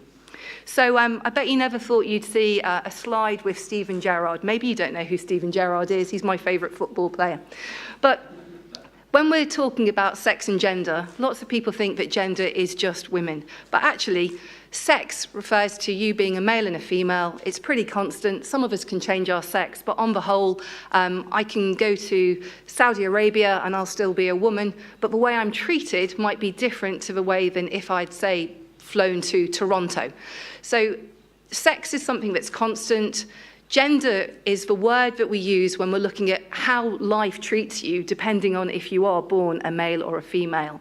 And so that picture of Steven Gerrard, in the UK, it's very rare that you'll come across a man crying. In fact, I'd suggest that you can only cry if you're a man, if your football team doesn't do very well. And we've got a pretty ugly guy up there called Luis Suarez. He just missed a penalty, didn't go well for Liverpool. And I'm from Liverpool, and the city was in tears, mainly from the men. The women were just thinking it was pretty pathetic. And then if we look in the middle, which again is another gender dynamic, we're too busy to sit down and watch sport for hours on end. So I'm being very sexist here, but I'm trying to bring up to you that if you don't understand stereotypes, it's quite difficult to go into an operational environment and think that you know the country that you're operating in. Those two pictures of America in the 1950s, the woman is staying at the private place, at the home, she's looking after the family. The man is the breadwinner, he's in the external public place. But then fast forward to 2 years ago, and we've now got women in the American Rangers, in our special forces. So that shows that gender roles aren't fixed, they change over time. And then that final picture, I don't know if our Australian colleague is watching, but the Australian Health Service noted that they didn't have enough men in their health service, so they played around with the game and said, are you man enough to be a nurse, which is traditionally a role that you would associate with being a caregiver and a woman. So we need to understand that if we want to get anything out of today. Carrying on with definitions, you can never have too many. The UN definition then is that the word gender refers to the social attributes, the opportunities, the access to resources that you get depending on if you're a man or a woman. Now, if you're in the UN and you're doing a disaster relief or a humanitarian operation, it's really important to know that if you're giving food out in a line and you give it to men, then the men might go away and sell it on the black market, but the women are more likely to take it home and give it to their family. That means that you plan differently when you're giving out humanitarian assistance. So that's why I'm bringing up that definition. And for the military amongst us, if you've heard of PMISI or ASCOPE, these are terms that we use to better understand human terrain analysis. That definition from the UN shows you that you can't really do PMISI, you can't really do human terrain analysis without accepting the different roles that you get between men and women. And just to demonstrate that I'm not always talking about how women are the underdogs in the situation, but if you're a boy in Afghanistan, there's a high chance that you could get raped on a Thursday night by a senior police commander. This is something that people could call a cultural phenomenon, but it's actually a human rights violation. But it's something that impacts more on boys than on girls in Afghanistan. And then that bottom picture just shows that even in our leadership, we might have some women leaders, but still being a world leader is a man's job. And again, just bringing you now back to the Democratic Republic of Congo and looking at this gender analysis, if you know that women are doing the livelihood activities of collecting water, working in fields, collecting firewood, then you know that they are in the areas where they're more likely to be raped, where they're more likely to be abducted. But at the same time, in the DRC, it's fantastic to know that if you're a man, you can only really work in the fields if you're working with the charcoal industry, for want of a better word. And I don't know if you can make out that there's a strange-looking bicycle in the corner of the third photograph, and that's called a chigoo, which you only see in Goma in the Democratic Republic of Congo. It's a really good device for putting heavy loads on, but only men can touch them. So if you think back to the women and all the stuff that they're carrying, you won't see a woman in the Congo pushing a chigoo. I think we're coming up to the end of my definitions, but gender analysis is basically what I've just been talking about, looking at the situation from the aspect of if you're a man, a woman, a boy, or a girl. And both NATO and the UN have definitions on this.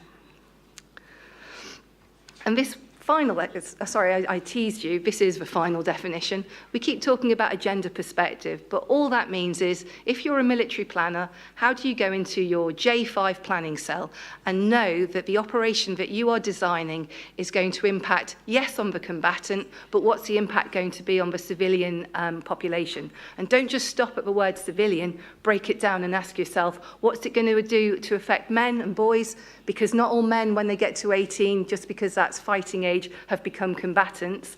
So you want to ask yourself, what's it going to do to men and boys, women and girls from my operation? So don't just think about what you're going to do to the combatants. Has anyone in this audience ever gone onto an operation and said, let me think about how my operations are going to impact on men and women?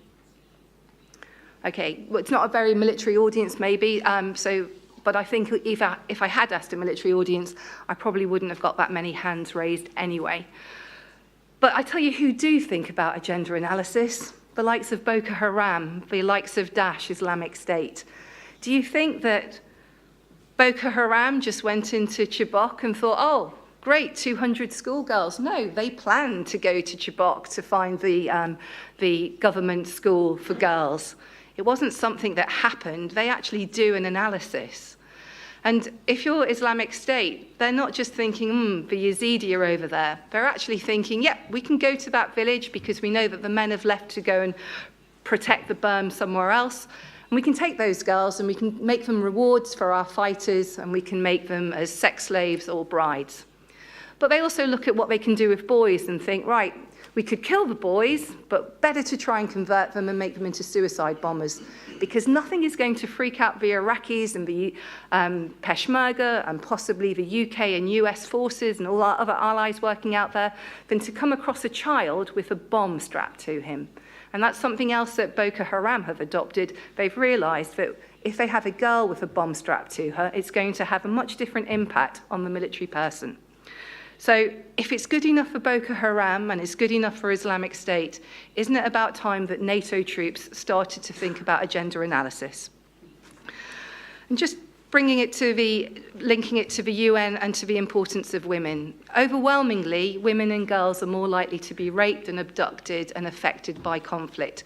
Yes, of course, men and boys are more likely to die during conflict, but when we look at access to health and we look at how groups like Boko Haram and Islamic State treat women and girls, we need to be aware of how they are vulnerable. I'm not saying that they are vulnerable people, I'm saying that they are facing a vulnerable situation. And so that brought us to 1325. And from a military perspective, all we need to do, we don't need to think about 1325. If I walked into the UK military and said, we're going to talk about 1325, I'd just have people looking up at the ceiling. But what I could say to them is, when you go on operations, can you please remember to make sure that you've got more women on the force that you're deploying so that they will have better access to the women and girls in the society you're meant to be protecting? Can you also make sure that your force commander sits down and talks to civil society? Civil society will give you the best information on the ground, way better than any of the people that you're giving money to for information. And then ask them to think about how they can prevent and protect civilians from conflict-related sexual violence. So I'm conscious that I'm coming into my last minute. So there's a huge gender imbalance in the United Nations and, in fact, in all of our militaries. It's easy to shake a stick and blame the United Nations, but actually the UN is made up, excuse me, of 193 different countries. And we have 126 countries which contribute to peacekeeping operations. 96% of those peacekeepers are male. Do you think they're going to stop and talk to women in the local communities? Do you think that women in those local communities who've been raped want to go and talk to another man in uniform? Chances are they were raped by somebody in uniform. We need to get women into our patrols so that we have a better profile, just as was brought up earlier today. Okay, why women in the military? We look like the community that we're meant to be protecting. We're more likely to talk to people in that community. That gives us better information and makes us better at our job in designing protection of civilian strategies. This is it. I'm sorry, I'm slightly over time. I'm just going to give you a very quick dip. So I was based in Goma in 2014. We kept getting reports that civilians were being killed. We asked for a breakdown because a civilian being killed tells us nothing. And we found out that it was always women and girls, seemingly mainly girls. So I persuaded my Brazilian general to let us take a helicopter to this very remote area in Serengeti in Virunga National Park. Before we went, that surprised him, but I wanted to go and talk to women. But before we went, I asked if I could take some Tanzanian women with me because they spoke Swahili. I went to the Tanzanian brigade commander. He said, I'll give you 30 special forces. I said, sir, that's great. Are any of them women? No. I thought, I don't want to have 30 male special forces. I just want to have some Swahili-speaking women, but we'll go and talk to those women in that slide there who have been completely and utterly traumatized either by the Congolese military or by the illegal armed groups. So we went and we talked to those women. Guess what? We got the best information that we could have ever. We found out what times they were more likely to be raped, where they were more likely to be raped, and if it was a market day, who was going to rape them, because on market day, you're more likely to get raped by your own security force than you are by an illegal armed group. And that just brings it up to the close. All the information that I've talked about today, it links into how do you get it into military planning. So we took the information from the women, we gave it to our planners, they worked together, and we came out with, we'll have night patrols, we'll go on a presence patrol during market days, and we changed how we did our operational planning. So in summary, if you think that civilians experience conflict in the same way, you're missing the point. You have to dig down into men, women, boys and girls. It's definitely a military game. It's not just an area for humanitarians. If the military don't get involved in this, we've got the biggest footprint. We're often the first responders. It's vital that we know what to do. And I think we've got questions over there. Thank you.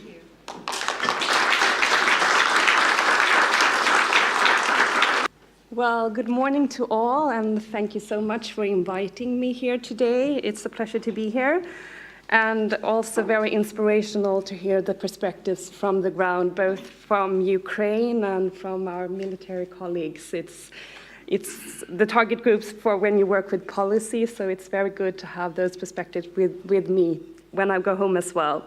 As you know, Sweden was a member of the Security Council in 2017 to 2018, and my presentation here today will be about the experience we had, both when entering the Council and the analysis we did before, the workings method that we had, and results that were made, and some lessons learned from our membership. So one of the main priorities for the membership was the implementation of the Agenda for Women's Peace and Security. And the aim was, the central aim was to increase the participation of women and girls in security. From day one, we had strong political leadership. We have a foreign minister in Sweden who has women, peace and security very high up on her agenda. And we also this was also in line with the feminist foreign policy, and I'm happy to hear about Canada's experience with the feminist foreign policy as well. So the starting points for us when entering the Council, we had a vision on how we wanted the WPS agenda to be implemented by the Security Council. The agenda was not a baby anymore, it was more of a mature teenager. It has been more than 15 years old. And from our point of view, the implementation should proceed with more intensity. So one of the main starting points that WPS is central to international peace and security and should be an integrated part in both peacekeeping missions and political missions. Secondly, we perceive that the UN Security Council needs to live up to its commitments it has made in the different Security Council resolutions. There has been several since the first one in 2000, so it was time that the Council step up in the implementations. So our inspirations also came from the global study that was presented in 2015 and the following resolution 2242 that also pointed out to the need for a more integrated approach in the implementation of the agenda, as well as to further promote women's meaningful participation in peace processes and mediation. So with this,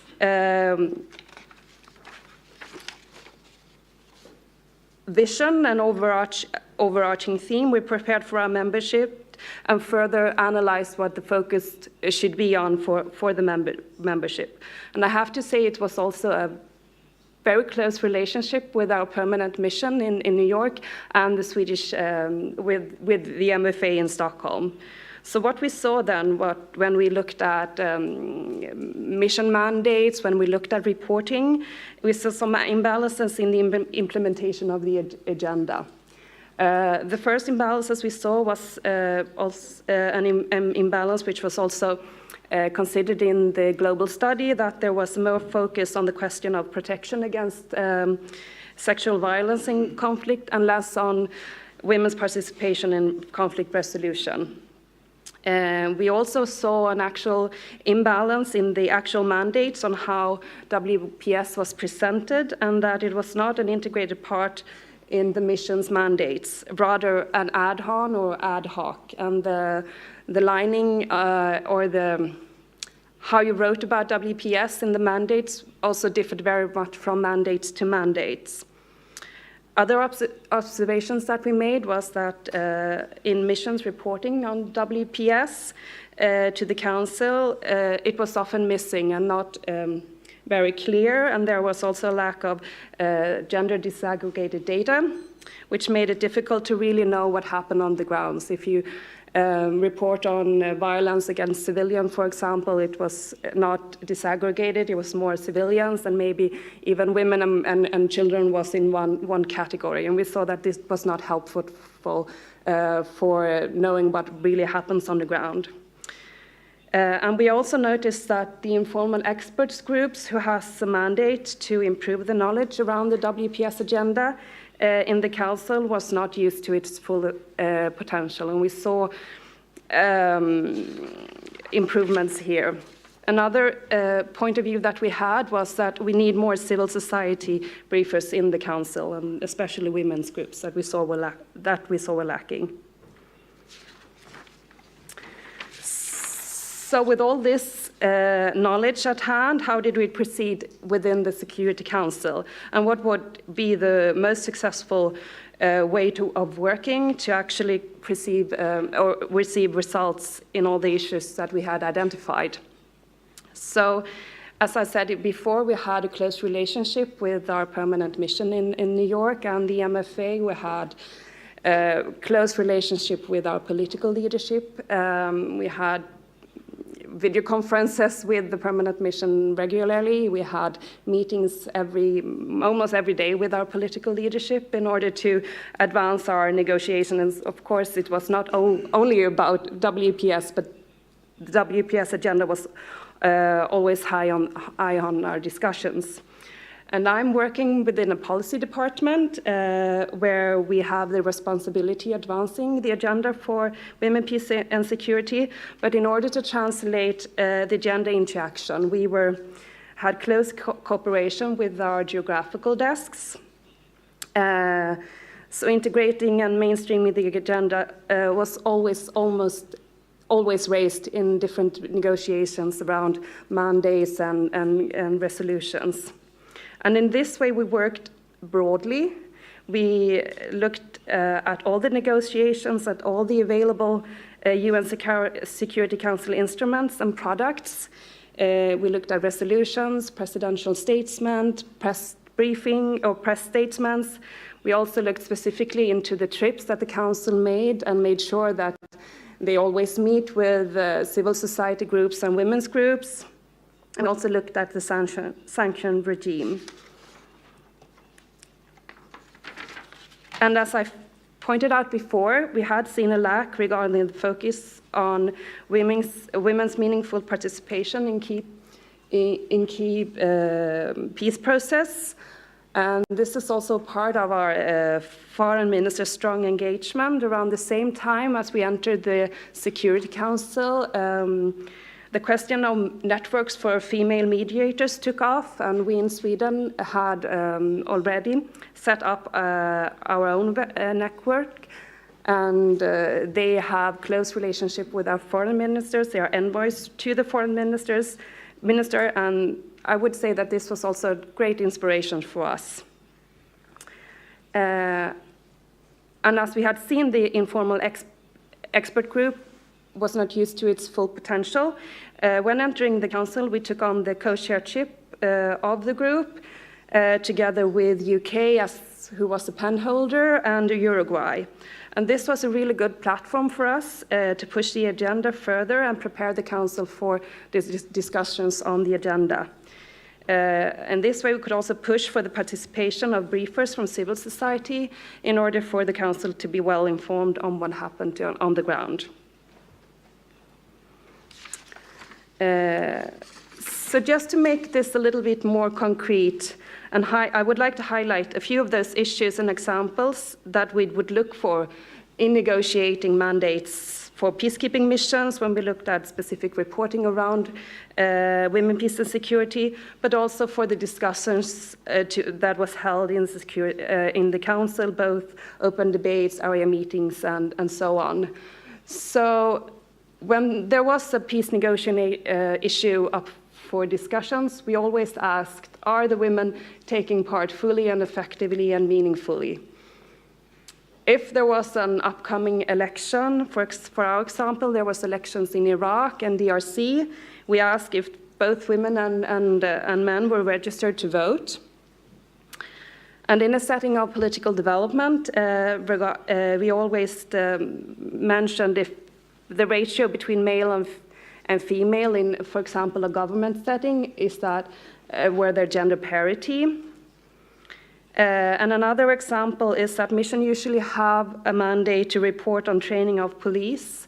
And in this sense, we usually we ask, are both women and men targeted to this national police training, and is sexual and gender-based violence an issue within the police force? So this is more concrete questions to move the agenda further also in the Security Council.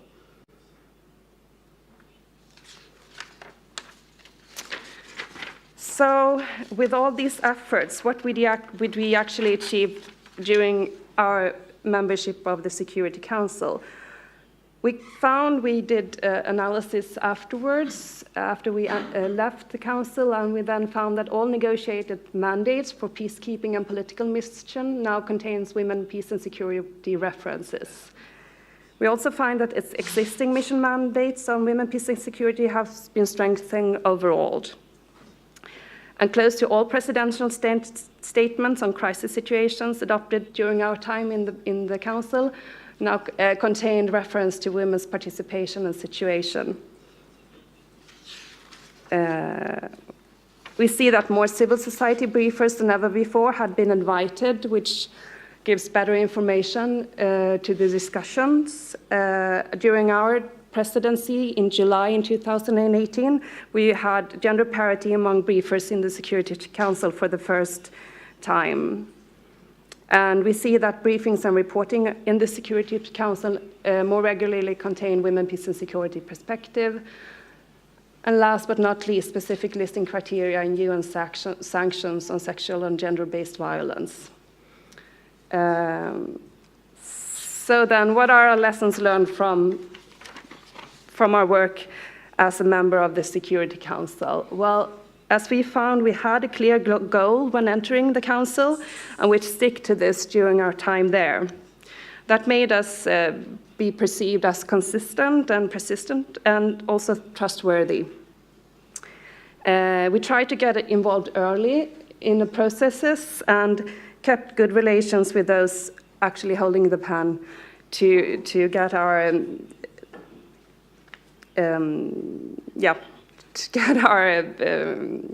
vision into the text. We also were very specific when suggesting text on WPS, which we believe it's a way forward.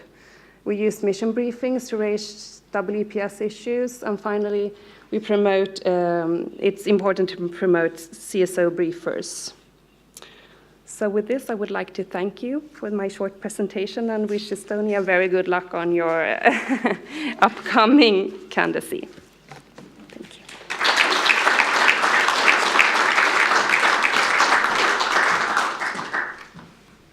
Good morning, everyone, and I'm going to give it a try. Hea hommik, is that how you pronounce good morning in Estonian? Okay, at least I tried.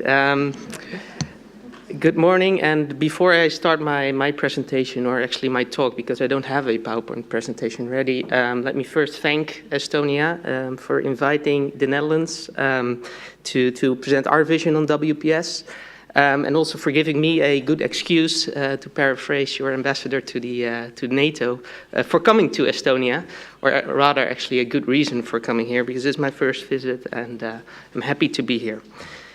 So my presentation, I was asked to brief on our experiences as an elected member of the Security Council on WPS. So what I will basically do is complement Sophia's story on the Swedish experiences in the Security Council with what we did and how we have perceived this issue within the context of the United Nations Security Council.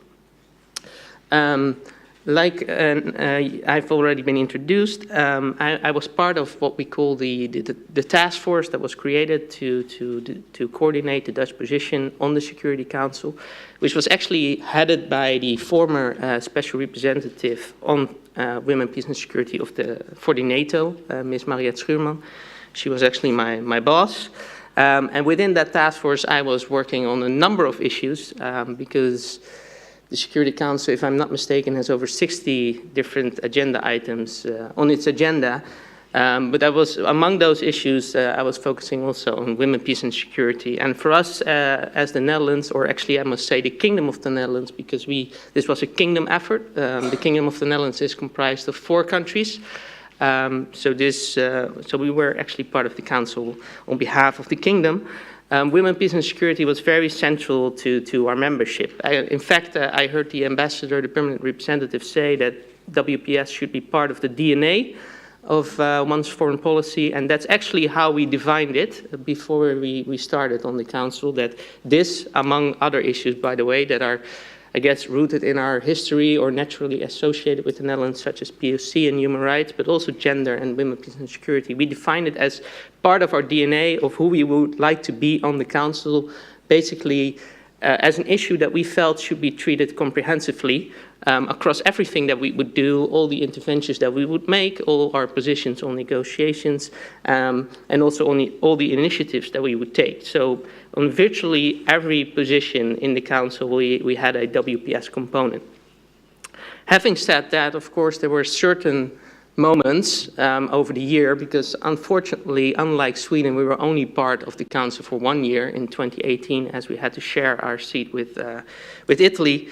But there were some instances where we, of course, placed extra emphasis on the issue of women, peace and security. And I want to highlight 3 of those instances as a way of sharing practices that could possibly also be of use for future incoming members, like perhaps Estonia. And that could also give you a little bit of an idea, I guess, of the level and the type of results that you can realistically achieve as a non-permanent elected member of the Security Council in a oftentimes very archaic context that the Security Council is. So I'm going to highlight 3, like I said. Our presidency in March 2018 and the efforts that we did on WPS at the time. Our efforts to engage civil society in the work of the Security Council, and in doing so, hopefully bringing the Council or civil society closer to the Council's work. And lastly, on the use of sanctions in addressing conflict-related sexual violence. So let me start by going into detail on our presidency. In March 2018, as an elected member, you will usually have the luxury of being the president of the Security Council once for a full month, and in our case that was it's decided on alphabetical order. So in our case, we happened to be president in March 2018.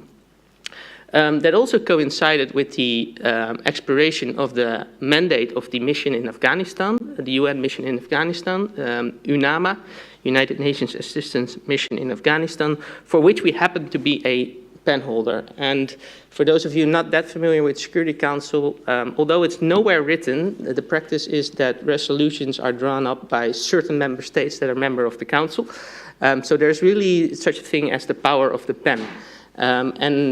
We had the pen. We held the pen last year on the mission in Afghanistan. So we drafted the mandate and resolution renewing the mandate of the mission in Afghanistan, and that mission expired in March 2018 as well. So what we did is on the 8th of March, because of course International Women's Day, we had that additional luxury, I guess, also coincided with our presidency. We organized a specific debate on the situation in Afghanistan with a focus on the role of women in the peace process in Afghanistan. We had our foreign minister, by the way, not our foreign minister, but our Minister for Foreign Trade and Development Cooperation, Ms. Sigrid Kaag. She used to be the head of the UNIFIL mission, for example, among other things, come over to New York, preside over that meeting. And what we did is we actively encouraged member states to be represented at the level, at a high level, but also by a woman. And that actually resulted in likely the very first meeting of the Security Council ever that saw a majority of women around the table. 9 out of 15 member states were actually represented by a woman. And we also made sure in inviting briefers that we heard the women's perspective on the situation in Afghanistan. And actually one of those briefers was the same briefer that the Estonian permanent representative referred to in her speech, Mariam Safi, who apparently on the 8th of March now briefed the NATO on the same issue. And I agree with her that she should be invited not only on the 8th of March, but also in other moments, of course, during the year. But she was indeed a very elegant speaker and in presenting the women's perspective on the situation in Afghanistan. So that sort of created for us also the momentum to then introduce the resolution renewing the UNAMA mandate, and also making sure that the language in that resolution was strengthened on women, peace and security. So there's a clear recognition in that specific resolution about the importance of the involvement of women in the Afghan peace process, and also requesting UNAMA's assistance in that regard. So I think that was quite a sort of a signature event for us during the presidency, but what we also tried to do during the rest of the presidency is invite a number of female civil society briefers to brief the Council. And this brings me basically to my second point, the issue of increasing civil society engagement on the Council. I think Sophia mentioned that in July, during your presidency, you for the very first time had gender parity among the briefers, which was an excellent thing. What we actually had, we had a majority of women briefing the Council during the presidency. I was told that in 2016, because it seems very logical. I can imagine that if you're not familiar with Security Council, that you have women and civil society representatives brief the Security Council on country situations. But for the Security Council, and then I'm again referring back to the archaic nature of the Council, it doesn't really come that natural. There are unfortunately those that don't really see the benefits and the merits of such an approach. So having those people there is actually already quite an achievement.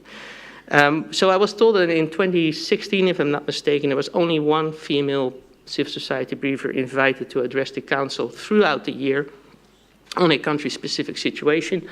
In 2017, I believe that number increased to 5. But during our presidency in March last year, we actually already had that number. So we had 5 women, female civil society briefers brief the Council. And after that, we tried to make a point of this by pushing subsequent presidents to also invite female civil society briefers. And what we decided during the year is also to contribute financially to the NGO Working Group on Women, Peace and Security, which is a NGO network of a network of NGOs working on WPS in New York. We contributed to them financially so that they could facilitate the presence of civil society briefs in New York, and could also suggest some possible speakers to other members of the Security Council. And I think that helped, together with efforts by other members, because of course this was not a Dutch effort only, and Sweden is certainly one of the biggest champions of this issue. But that helped to get the total number to 13 female civil society briefers in 2018, out of a total of 20 civil society briefers in total, which is quite an accomplishment. And I guess it's now up to members, countries that are still member of the Security Council or those coming in, to keep this up and make sure that this is going to be really a standard for the Security Council, one that is not being questioned anymore. And also that I think that's the next step, also take more seriously than what the briefers, the content of their presentations to the Security Council. So that's on the, I guess on the issue of female civil society engagement and their participation in the Council. Because let me refer back also to the opening remarks by the Director General of the Ministry. I think indeed 20 years down the line, 8 resolutions down the line, really the WPS agenda is about implementation. It's not so much about having new text again, although there is indeed merit in making sure that the language in mandates and in all the products that the Council produces sort of reflects this thinking about WPS, but it really comes down to implementation. So by bringing those people to the Security Council, we try to do a little bit in making sure that that happens. Lastly, the issue of sanctions in addressing and preventing sexual violence in conflict.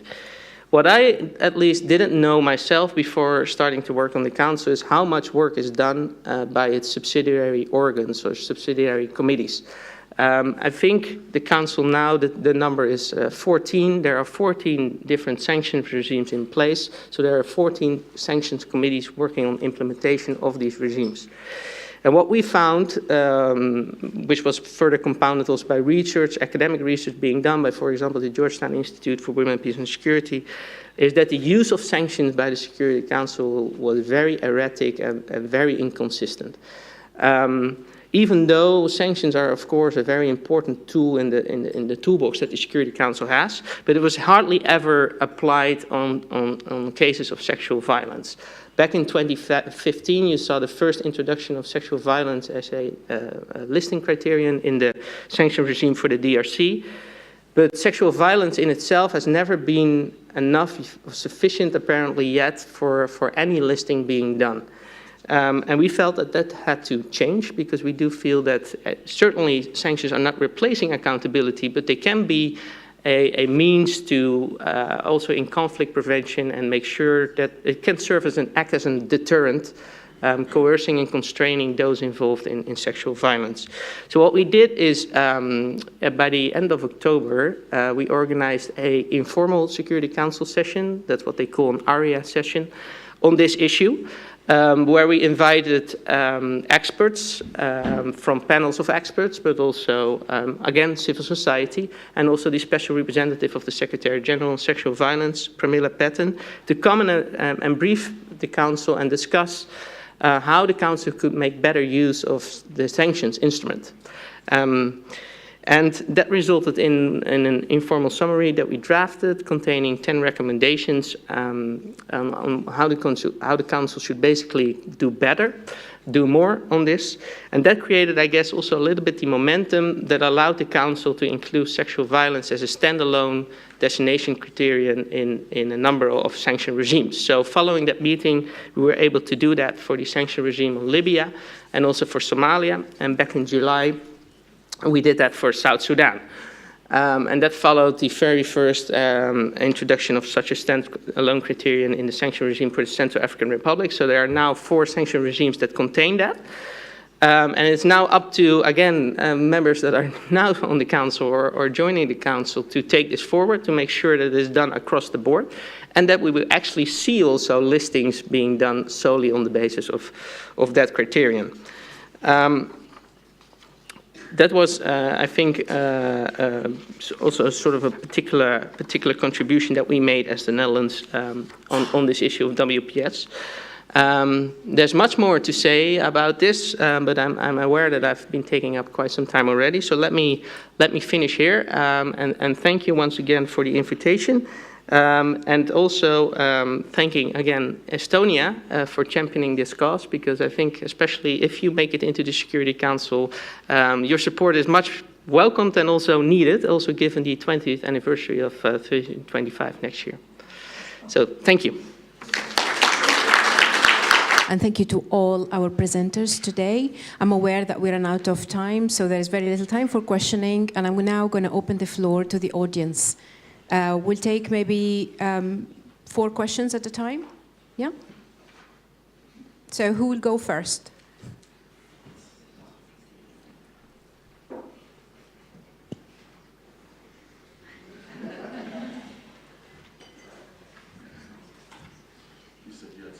Okay, maybe I will go first.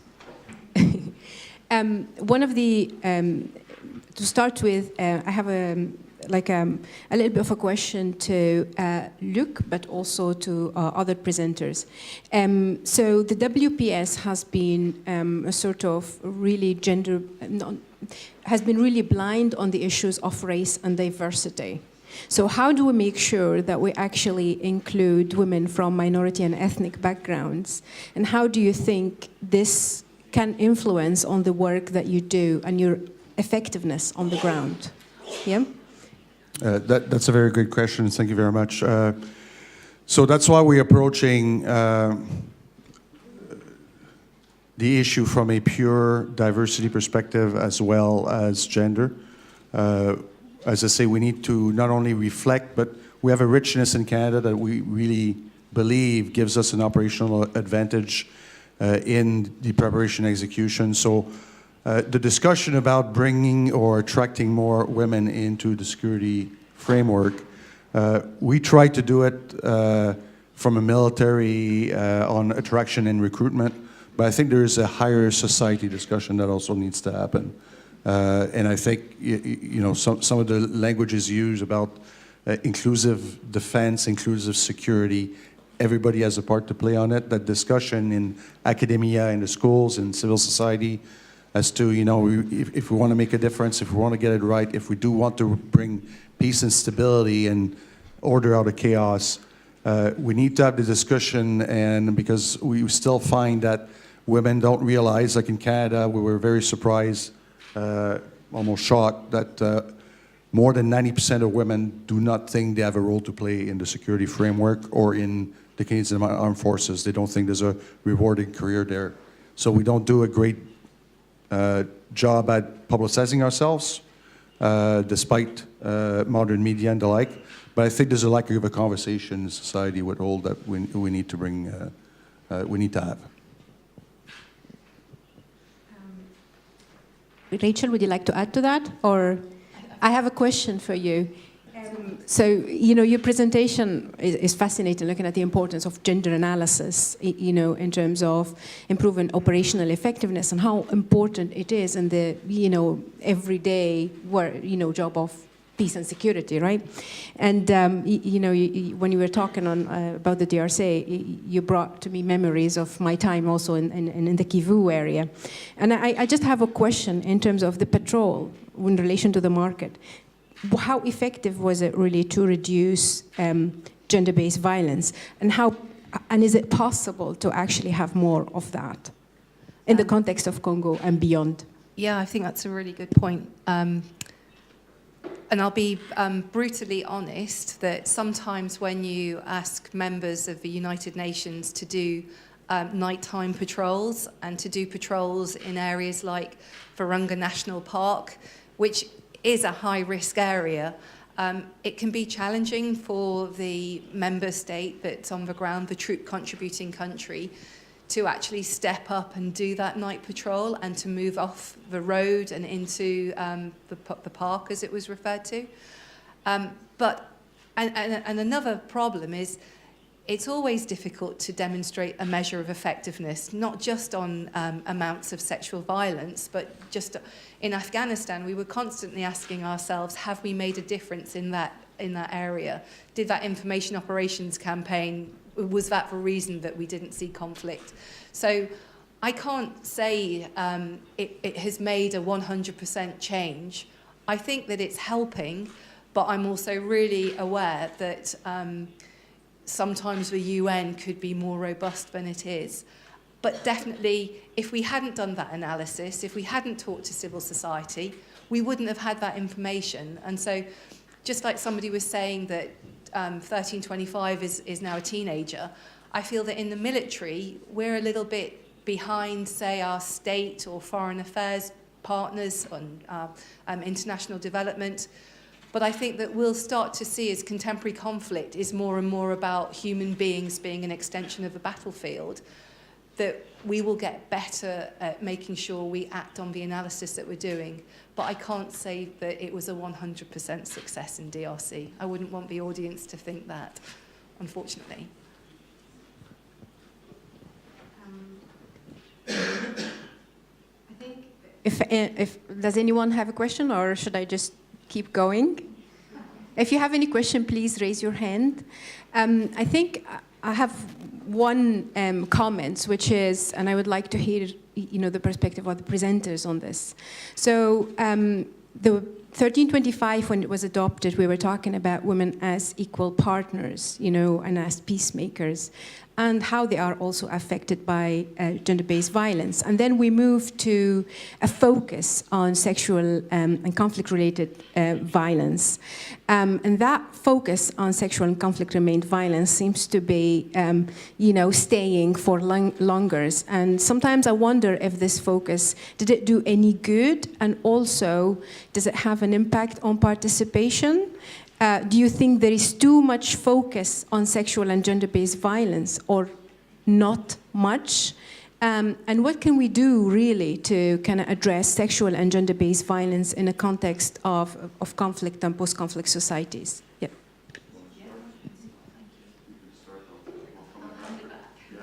Oh, that's a great question, because from a UK perspective, and I'm really happy to see the Brits in the audience in uniform, it goes to, if I'm speaking to a military audience about women, peace and security, it doesn't resonate well with a male-dominated audience.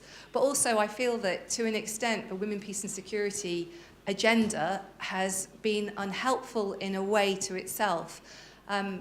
Since 1994, just under 1 million men have been raped in the Congo. Now, I know compared to the number of women who have been raped in the Congo, it's far less. But we've only, the Security Council resolutions only, I think, from about Resolution 1888, I think, started to talk about the fact that men and boys are raped in conflict as well. So I think that the nomenclature, the wording is unhelpful, but I don't think that we should look at the focus on conflict-related sexual violence as being a hindrance to understanding this. If anything, from a military perspective, we know that we're in an environment to try and protect the civilians. And it's easy to use the word human rights violations, which is what you'll see in a lot of British military doctrine and in our orders. But if you were to dig down into what a human rights violation is, and whether it's about abduction of girls to become sex slaves, or it's about abduction of boys to become fighters, it goes down to making you better at your job. So I'm not disappointed at conflict-related sexual violence having the focus and the work of William Hague and Angelina Jolie on the Preventing Sexual Violence Initiative. I think that those two people really galvanised the international community to realise that it has a role to play and that it's not something that just happens in war. It's not a byproduct. It's something that can be stopped. And I fully agree with all that was said. I think that, you know, and it brings a perspective. I think people can focus on the negative impact that is so significant with gender-based violence. One thing I think I would hope that eventually the discussion evolve in that particular area, and I think that's one of the pieces that leaves a mark on a lot of the folks that deploy when they come back, is we know it's bad, we know we need to prevent it, we know we take action, but sometimes the legal framework to bring accountability and all that's required as a result of that violence is not in place and very difficult. I mean, we lived it with detainees. We had the problems when it came with all our actions against piracy, for example. What's the legal framework? How people will be prosecuted? How will they be brought to justice? And not having that closure for folks who come back and have been witness of terrible things, either they took action or couldn't take action, or that there was no consequences to those atrocities. That leaves a mark, and that contributes to post-traumatic stress syndrome and all these other pieces that happen after. So we need to also focus on the follow-through of the grand idea, like the grand concept is perfect, but some of the folks on the ground miss the tools required to operationalize that piece and bring conclusions to those issues. I think when we're talking about, we don't prefer one over the other. We see the implementation of the agenda as a whole. It's equally important to address sexual and gender-based violence as it is to promote meaningful participation of women in peace negotiations, for example. But what we saw when we entered, that there was a lack of focus on the meaningful participation, and that was also the one thing that we wanted to promote even further.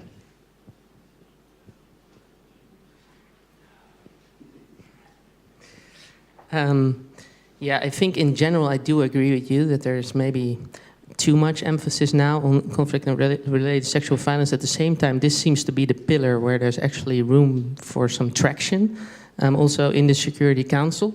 But there's a reason that out of the three initiatives that I mentioned that we did, 2 of them were actually geared towards participation and only 1 on sexual violence. And I agree with Sophia and Swedish analysis that participation has been receiving too little attention. It's not so much that conflict-related sexual violence has probably been receiving too much attention, but it's just that the issue of participation should be put much more at the forefront of it all. And I think one way of doing that is also by trying to reframe a little bit the discourse around this, because basically participation is probably the best preventative measure for sexual violence and conflict.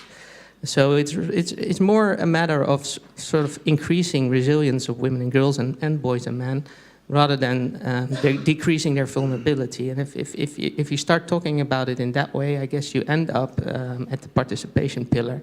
And that's a way of ensuring that that issue receives the attention, I guess, that it deserves.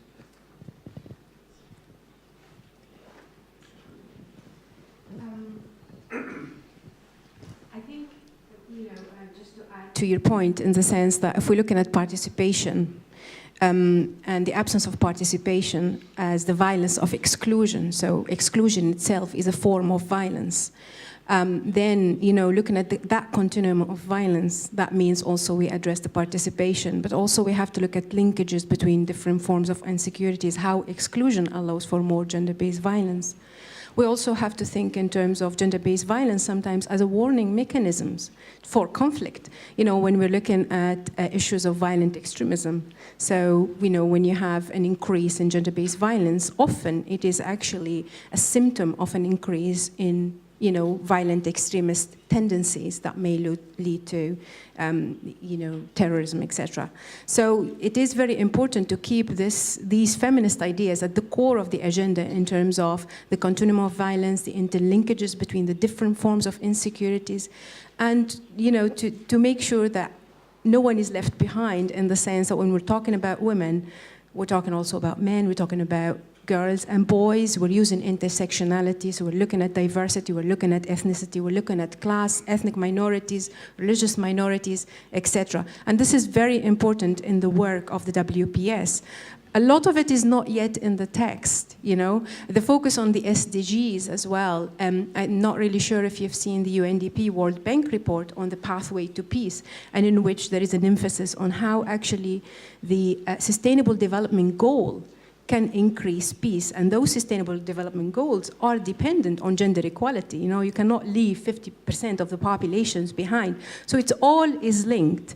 And, we have hope in the future that all this would be addressed, not just within the WPS, but also beyond it. We need to make linkages between the WPS and the other pillars, as well. I'm not sure if anyone has any more questions or comments from the participants, perhaps from the speakers? Can I do some unashamedly publicity? Just if anyone is interested in what we've talked about this morning, the UK has just produced its first joint service publication, 1325. It's called Human Security in Military Operations, and it looks at how a military can integrate the Security Council resolutions on women, peace and security, children affected by armed conflict and human trafficking into normal routine military business.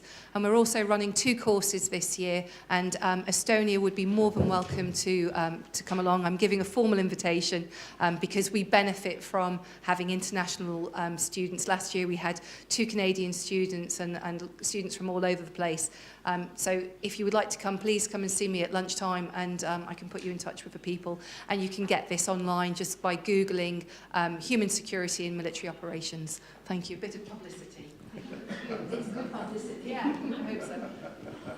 Okay, so I think if we do not have any more questions, do we have any more questions before we close? Yeah, so by this we come to the end of our panel. Thank you very much for the presentations, and it was really a pleasure to listen and to learn from you. We applaud the speakers, please. Aga me läheme Eesti kogemuse juurde, rääkides siis kaasamisest. Me siin lava peal on meil hetkel 3 meest, 1 naine ja veel 1 naine on tulekul, aga meie paneeli nimi ei ole mitte nüüd ainult siis soopõhine või soo kaasamise põhine, vaid laiemalt arusaamine kaasamisest. Ja Eesti puhul on sellel ju ses suhtes eriline tähendus, et saades aru, et demograafiliselt ei ole Eesti väljavaated lähitulevikus kuigi soodsad. See tähendab, et ka nende inimeste hulk, kes võiksid panustada riigikaitsesse, on tegelikult vähenemas, mis tähendab seda, et iga inimene tõepoolest on oluline, nii nagu ka meie Kaitseväe reservi põhiõppus kannab nime Iga okas loeb. Ma ise olen Kaitseliidu Toompea malevkonna pealik praegu ja siia konverentsile tulles sain aru, et huvitaval kombel ei ole me oma malevkonna sellest iial mõelnud, ehkki malevkonna juhatuse koosolekul on alati 2 naist, võib-olla mehi on 4, on noored inimesed, keda me ei kutsu laua taha, aga kes on tegelikult olemas noorliikmete või noorkotkastena. ja meil on tulemus, et tunne on selline, et kõik, kes vähegi tahavad, on kogu aeg avali kätega vastu võetud. Pigem on meie probleem võib-olla selles, et naised, kes tulevad meie malevkonda, ei soovi tegeleda köögitemaatikaga või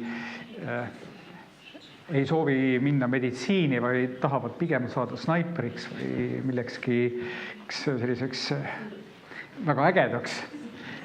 Ja eks me peame ka selle küsimusega tegelema, aga tõepoolest igas meie jalaväerühmas on tänaseks juba rohkem kui 2 naist, kes meestega täiesti võrdsetel alustel teevad enam-vähem kõike, mida Kaitseliidus on võimalik teha. Aga õnnetuseks ei tulnud te siia kuulama imelisi jutte Kaitseliidu Toompea malevkonnast, vaid räägime sellest, milline on Eesti kogemus palju laiemalt. Ja meil on suhteliselt laia spektriga esinejad täna. Me kõigepealt anname igalühele sõna lühikeseks ettekandeks ja seejärel arendame väheke diskussiooni omavahel. Ja kõigepealt annaksin sõna Kaitseministeeriumi sotsiaalvaldkonna nõunikule Andres Siplasele, kes minu jaoks küll peab lahendama selle huvitava küsimuse, et Kaitseministeerium ja sotsiaalvaldkond, et mis teid ühendab?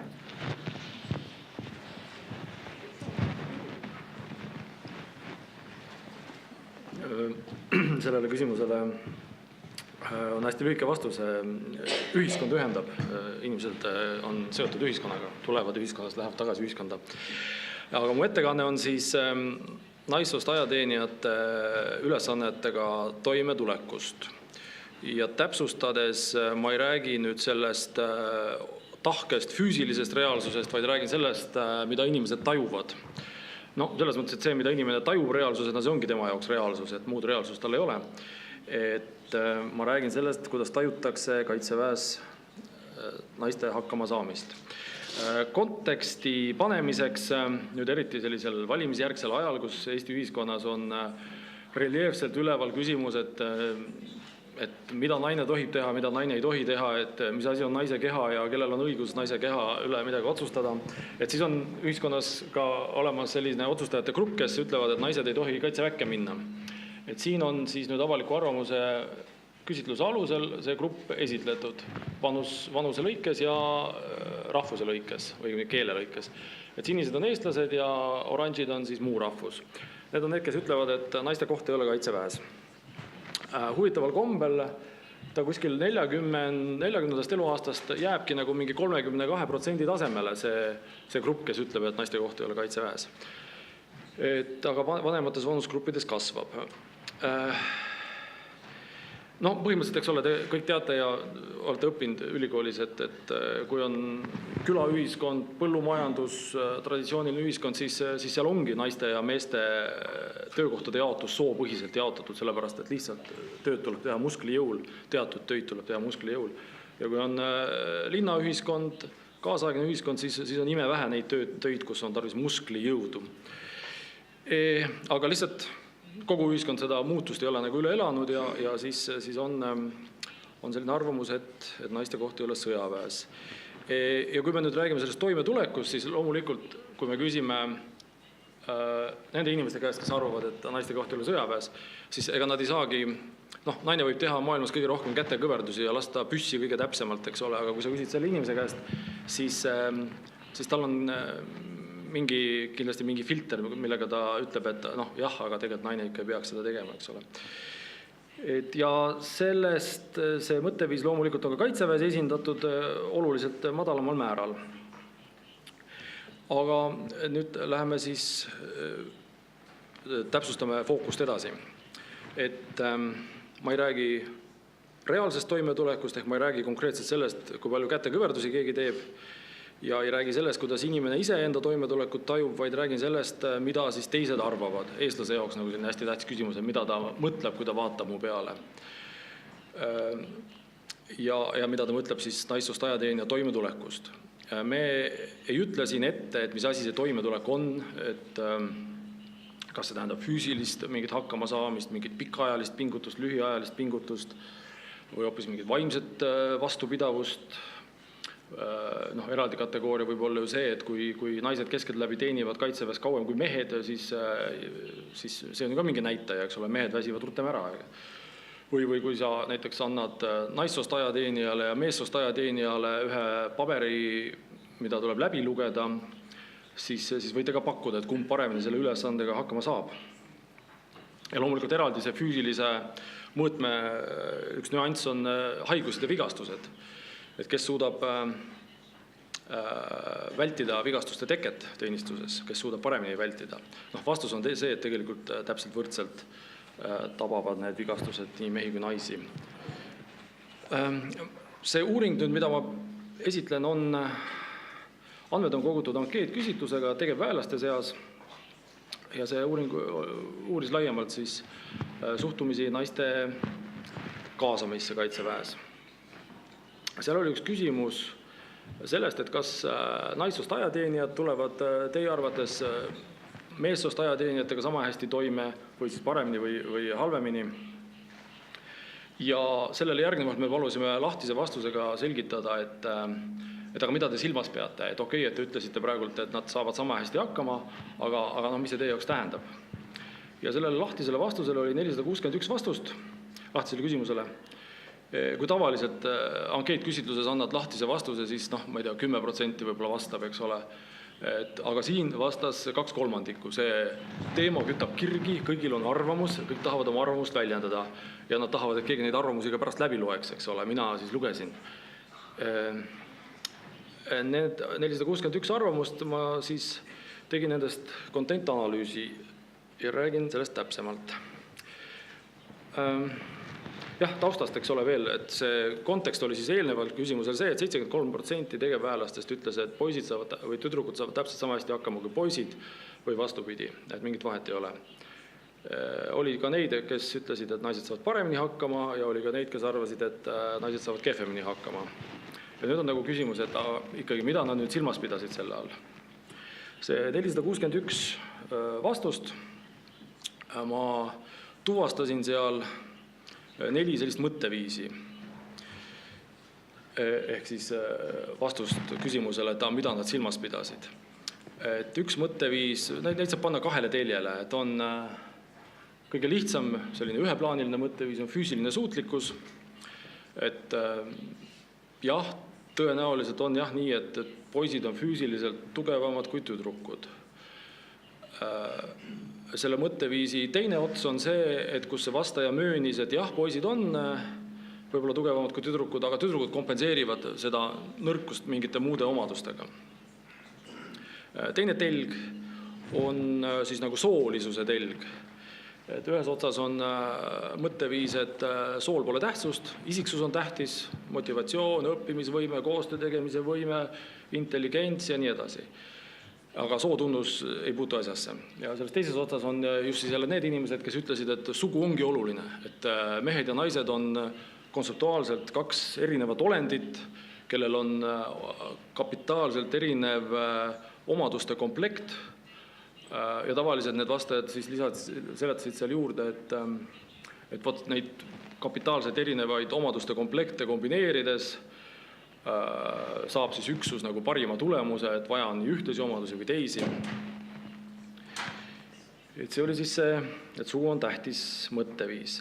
Nüüd see on minu kõige revolutsioonilisem slaid, mis ütleb seda, mõnes mõttes nagu positiivne uudis, eks ole, et kui see stereotüüp nii-öelda, et tüdrukud on nõrgemad ja millest peaks eraldi järelduma, et järelikult nad ei tohi kaitseväkke tulla või ei sobi või ei saa hakkama. Et sellise mõtteviisi kandjaid, et tüdrukud on nõrgemad, oli kaitseväes ainult 19%. Et kõige rohkem kanti seda mõtteviisi, et naised ja mehed on erinevad ja teisel kohal oli mõtteviis, et sool pole tähtsust.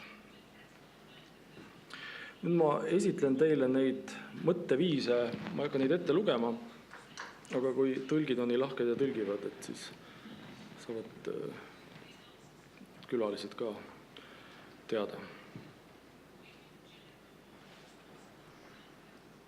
See on siis see mõtteviis, et naised ja mehed on oma olemuselt erinevad.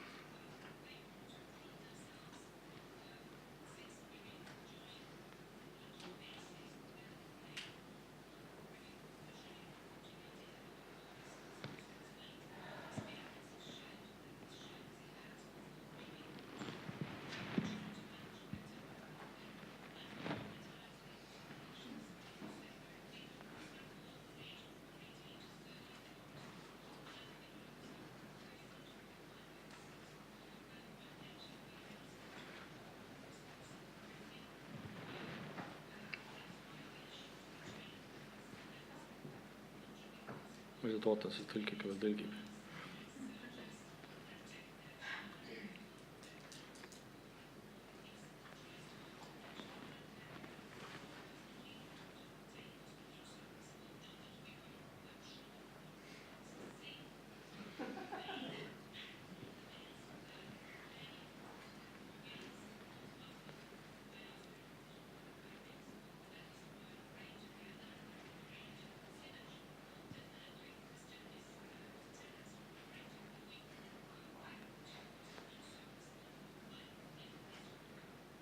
Nii, sai läbi. Järgmine mõtteviis, et sool pole tähtsust.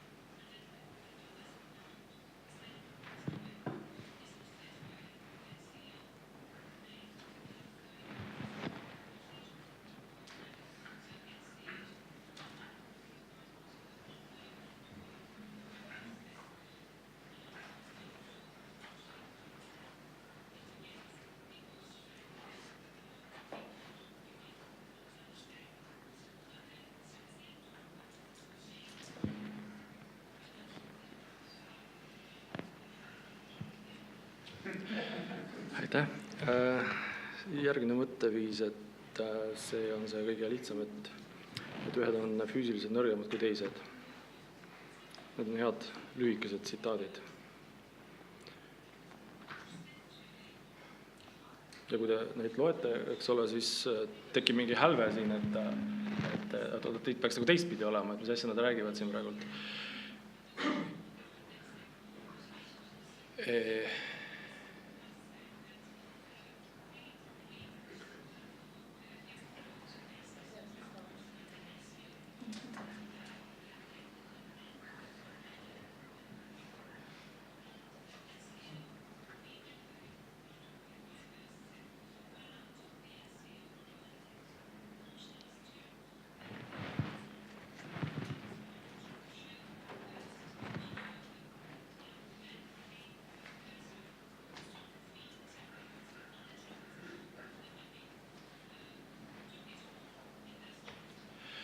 Selle mõtteviisi, selles koolkonnas, selles oli selline füüsilise jõu koolkonnas oli üks selline väike grupp inimesi, kes siis olid vastupidisel seisukohal, 7 inimest, et tüdrukud ongi tugevamad kui poisid, jutustasid nemad.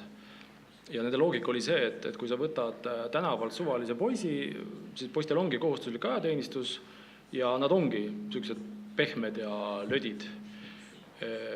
Aga kui tüdruk tuleb ajateenistusse, siis ta tuleb oma enda otsuse alusel, ta on tõenäoliselt ennast varem treeninud ja ta täiesti objektiivselt saabki paremini hakkama kui see poiss. Ja mida nad veel rääkisid juurde, oli see, et mida aeg edasi, seda rohkem see trend ilmneb. Siin on nüüd see viimane mõtteviisi koolkond. Need, kes kompenseerivad siis, või näevad, et tüdrukud kompenseerivad oma füüsilist nõrkust mingite muude asjadega.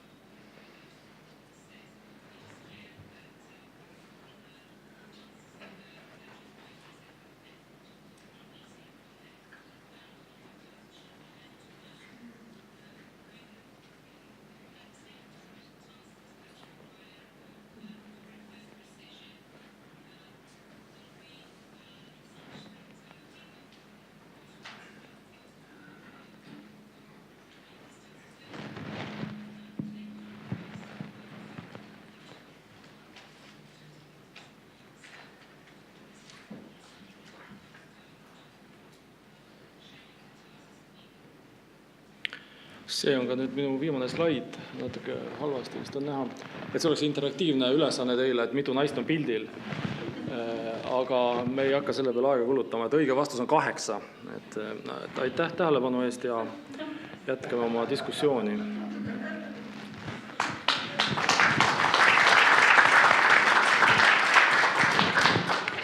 Võib-olla on teil kohe paar kiiret küsimust, enne kui me läheme pärast hiljem pikema diskussiooni juurde. Palun, jah.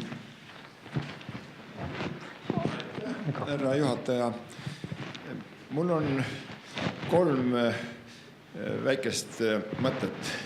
Esimene on küsimus esinejale, et te nimetasite mõningad arvamusi mõtteviisi koolkondadeks. Ma arvan, et see oli grupikese inimeste arvamused, mitte mingisugused koolkonnad. Ja sellepärast ma küsin, et milline on Eesti kaitseväe seisukoht? Milline või kes kujundab Eesti kaitseväe seisukohti või koolkondi, milline võiks olla see domineeriv arvamus? Seepärast, et erinevad muidugi, kui neid ei koolitata, siis on ju erinevad arvamused, aga nad ei ole koolkonnad. Ja nüüd teine küsimus veel. Üks teie slaid sisaldas väga tarka mõtet, et meie heidutusvõime oleks suurem, kui me kõik oma riigi eest oleksime väljas nagu Iisraelis.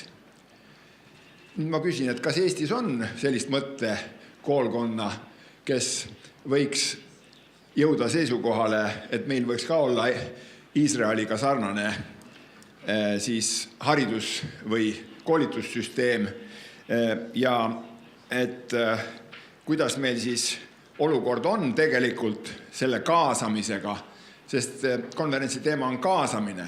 Te räägite ainult naiste kaasamisest kaitseväkke ehk siis üks aspekt sellest kaasamisest. Mind huvitab Saku volikogu liikmena, kuidas volikogu saaks kaasata kaitseväkke ettevõtjaid, mingisuguseid maaomanikke, mingisuguseid metsaomanikke, kui tõeliselt kaitset on vaja. Ja on oht, näiteks saastamise oht või kiirgusoht, kuidas kaasata inimesi. Kas kaitsevägi tegeleb ka laiemas plaanis kaasamisega või tegeleb ainult naiste kaasamisega? Aitäh! Vastus esimesel küsimusel on see, et on olemas naiste poliitika naiste suuremaks kaasamiseks kaitseväkke. Küsimus oli selles, et mis on siis koolkond, mida kaitsevägi ametlikult viljeleb, eks ole. Ja seal on defineeritud, et me tahame saada rohkem tüdrukuid ja naisi kaitseväkke nii ajateenistusse kui tegevteenistusse selleks, et suurendada värbamisvälja. Et see loogika siin taga on see, et nii poiste kui tüdrukute seas on võrdselt palju talente, häid spetsialiste, häid juhte, suurepäraseid ohvitsere, tublisid inimesi, nii edasi. Me tahame talente saada igalt poolt, eks ole. Et see on see koolkond, mida ametlikult me viljeleme. Teine küsimus seoses Iisraeliga. Ma ei ole ekspert, et vastata, see on liiga suur, minu jaoks liiga kõrge teema. Ja 3. küsimus oli siis tsiviilühiskonna kaasamisest. Jah, on nii, et Kaitseministeerium tegeleb eelkõige sõjalise riigikaitse korraldamisega. Meil on olemas sundkoormiste süsteem, mis tähendab siis ühiskonna ressursside kasutusele võttu kriisiolukorras, aga laiema kriisi ettevalmistuse ja sellise ühiskonna kaasamisega tegelikult tegeleb Siseministeerium. Et ma ei oska nagu selles mõttes öelda, et ma loodan, et see vastus praegu rahuldas. Aitäh. Aitäh. Me saame pärast nende teemade juurde pikemalt tagasi tulla, sellepärast, et ka see laiem kaasamine või kogu ühiskonna vastupanuvõime, see on kindlasti üks nendest suurematest teemadest, aga meie läheme siin edasi kaptenmajor reservis Toomas Kosemaaga. See praegu presenteerinud ennast Eesti Paraolümpiakomitee täitevkomitee liikmena, aga sul on tegelikult elus olnud palju ameteid või?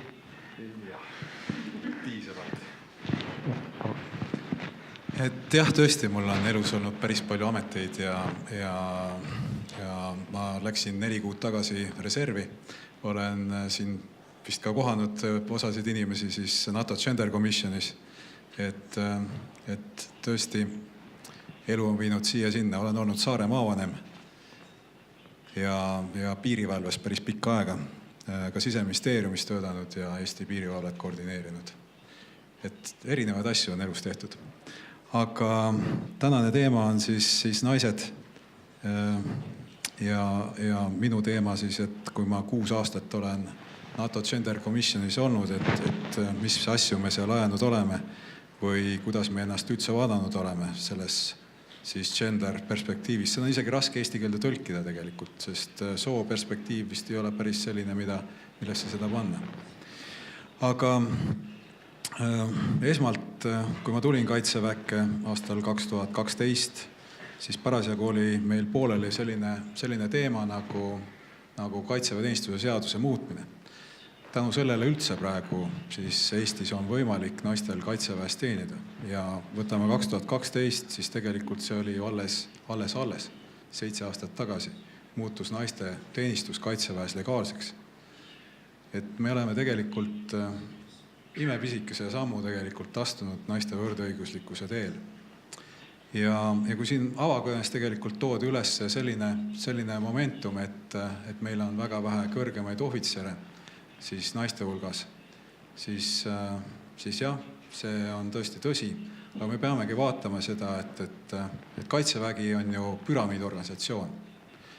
Kui meeste hulgas on see püramiid moodustunud, siis naiste hulgas kahjuks mitte. Ehk siis pigem on meil seenekujuline naiste siis kujutis veel organisatsioonis. Meil on väga vähe ajateenijaid, sisuliselt puuduvad siis kaitseväes kutselised sõdurid, naisterahvad. Siis meil on mingi hulk allohvitsere, päris palju nooremohvitsere ja siis mõni vanemohvitser. Et see puu ei ole, see püramiid, see tõesti on puu või seen, aga ta ei ole välja kujunenud püramiid ja just see on see, kuhu kindlasti Eesti peab liikuma, et meil ka naistest oleks kaitseväes püramiid. Meil on kindlasti vaja vaadata ka natuke oma selliseid doktriine kaitseväelisi just sellest samast gender perspektiivist, et seda üles ehitada. Sellepärast, et me oleme väga paljudel erinevatel sellistel rahuvalvemissioonidel tegevad ja tegelikult tankiga näiteks vägistajate grupi vastu on suhteliselt nagu raske või mõttetu nagu võidelda. Et see doktriinide ülesehitus kindlasti kaitseväes seisab ees ja sellele tuleb rõhku panna. Ja mis ma ütleksin, et Kaitsevägi kindlasti tegeleb nende probleemidega edasi ja siin, kui me võtame nüüd selle küsimuse, mis puudutas, me just ennem tegelikult arutasime koridoris seda sama küsimust, et missuguse kontseptsiooniga me peaksime tegelikult siis Kaitsevägi arendama, et kas see võiks olla midagi ka Iisraeli-laadset, kus kõik naised on kaasatud, siis tegelikult ju meil praegu Eestis ei ole isegi kõik mehed kaasatud. Me ise brakeerime tervislikel põhjustel välja sealt 2-30%. Ja siis nendel ülejäänutest veel mingi osa brakeerime välja, kellel me kutset Kaitseväkke ei esita ajateenistusse. Ja rääkimata siis naisajateenijatest, kes on meil vabatahtlikkuse alusel. Et me lihtsalt ei ole võimelised kogu ühiskonnale seda väljakutset esitama ja nad kaasama riigikaitsesse. Olgugi, et see on üks meie põhiseaduslik punkt sees. Iga inimene peab olema kaasatud riigikaitsesse. Ja ma arvan, et Eesti erinevatel poliitikutel on päris palju tööd tegelikult ees, et põhiseadust rakendada selles suunas, nagu ta on mõeldud. See võib olla ka lühiajalised kursused kusagil Kaitseliidu juures, kooli juures, aga kõik kodanikud peaksid olema siis ka riigikaitsesse kaasatud. Muidugi ma saan väga vabalt praegu ennast väljendada, just sellega, et ma enam ei ole kaitseväelane. Keegi ei saa mulle öelda, mida ma mõtlen ja kuidas ma mõtlen. Aga Ma usun, et me jõuame siin paneelis veel edasi päris paljude teemade üle arutada ja ma annan oma vanale koolivennale Ilmarile, me oleme mõlemad saalased ja käisime koos Kuressaares koolis kunagi. Et sõna jälle uus tagasi. Hoia praegu seda mikrofoni veel enda käes. Ja meie läheme praegu sissejuhatateks sõnavõttudeks edasi Tuuli raamatu juurde, kes nagu tema vormist on aimata, tuleb meile PPA-st ja kus ta peab kaplani ametit. Ma usun, et need kaks sõna juba ise juhatavad meid kaasamise teema juurde.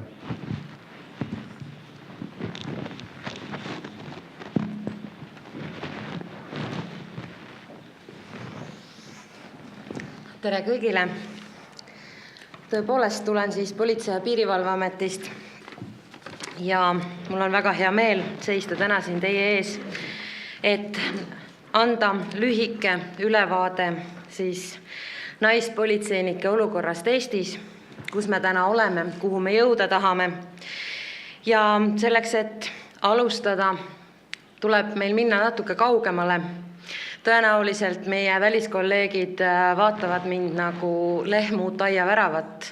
Ma olen naine, ma olen pastor, ma olen politseinik.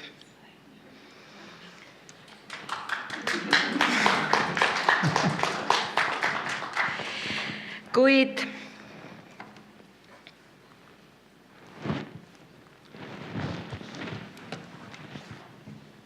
läks vale nupp. Räägin teile natukene üldisemalt Eesti politseist ja täna me oleme siis olukorras, kus kohas Politsei- ja Piirivalveamet on üks ühtne struktuur, mis sellisena on saanud alguse aastal 2010, kus siis ühendati väga erinevad ametkonnad. Hõlmab siis politsei täna endas politseid, keskkriminaalpolitseid, julgestuspolitseid, Piirivalveametit ja Kodakondsus- ja Migratsiooniametit. Me oleme üks suur amet, mis tegelikult tänasel päeval kuulub siis Siseministeeriumi haldusalasse ja 2018. aasta eelarve oli siis meil 184 miljonit eurot. Millega tegeleb Eesti politsei? Eesti politsei meie seadusandluse järgi siis tegeleb avaliku korra tagamisega, süütegude uurimisega, süütegude ennetustööga, riigi sise- ja välispiiri valvamisega, merepäästega ja isikute viibimise aluste kinnitamisega ehk siis kõikide dokumentide väljastamisega ja migratsiooniküsimustega. Täna on Eesti politseis kõik eriteenistujad politseiametnikud. Kui me veel enne 2010. aastat rääkisime sellest, et meil on piirivalvurid, meil on migratsioonitalituse inimesed, siis täna me räägime üldiselt politseinikest. Mis tähendab seda, et politseinik on siis üldnimetus ja loomulikult on meil alanimetusi nagu liikluspolitseinik, noorsoopolitseinik, patrullpolitseinik ja nii edasi, nii edasi, nii edasi. Isegi kaplan on politseinik.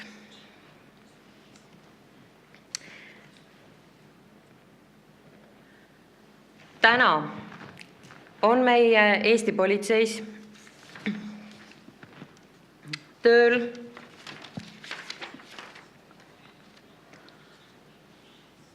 kokku natuke üle 5000 inimese.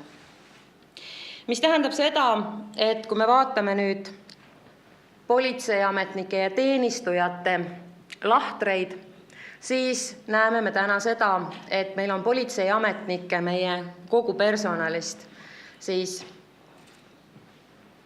kokku natuke alla 3000 ja meil on teenistujaid, nüüd ma ütlesin valesti, kokku natuke alla 4000, politseiametnikke ja teenistujaid on meil natuke siis üle 1000.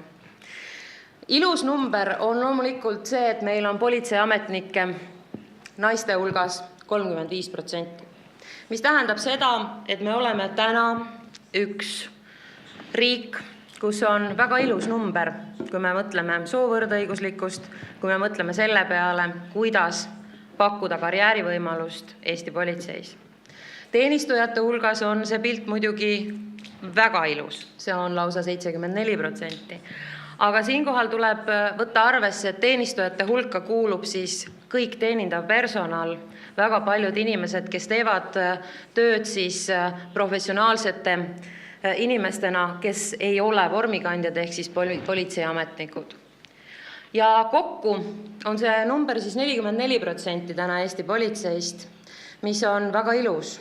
Ja tõenäoliselt, kui me mõtleme teiste riikide peale, näiteks Hispaanias on täna naispolitseinike üleüldse kokku 14%, Inglismaal 27% ja põhjanaabritel on see arv natuke üle 40%, lätlastel me kuulsime, on ta ka väga ilus 40 piirimail, siis oleme me ju Eestis väga heas olukorras. Kui me aga vaatame Eesti politseis töötavate inimeste vanust, siis me näeme, et meie inimeste vanus või keskmine vanus on siis 30 ja 50 vahepeal.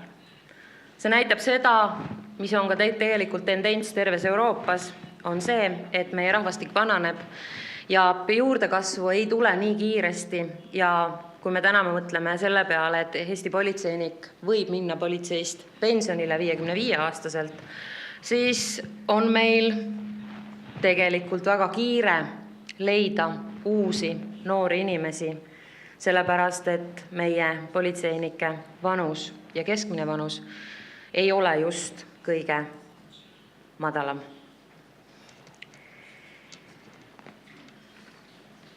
Kui aga nüüd minna edasi selle juurde, et meil on karjäärivõimalused Eesti politseis ja kuidas need on jagunenud, siis ma näitan teile ühe suhteliselt numbrite rohke tabeli.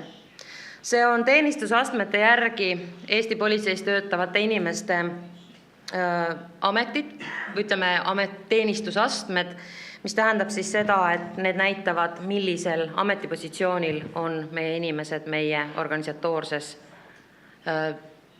hierarhias. Siit te näete, et Eesti politseis täna ei ole mitte ühte naist, kelle teenistusauaste oleks politsei kindralinspektor. Sellest hoolimata meil on üks politseikolonel.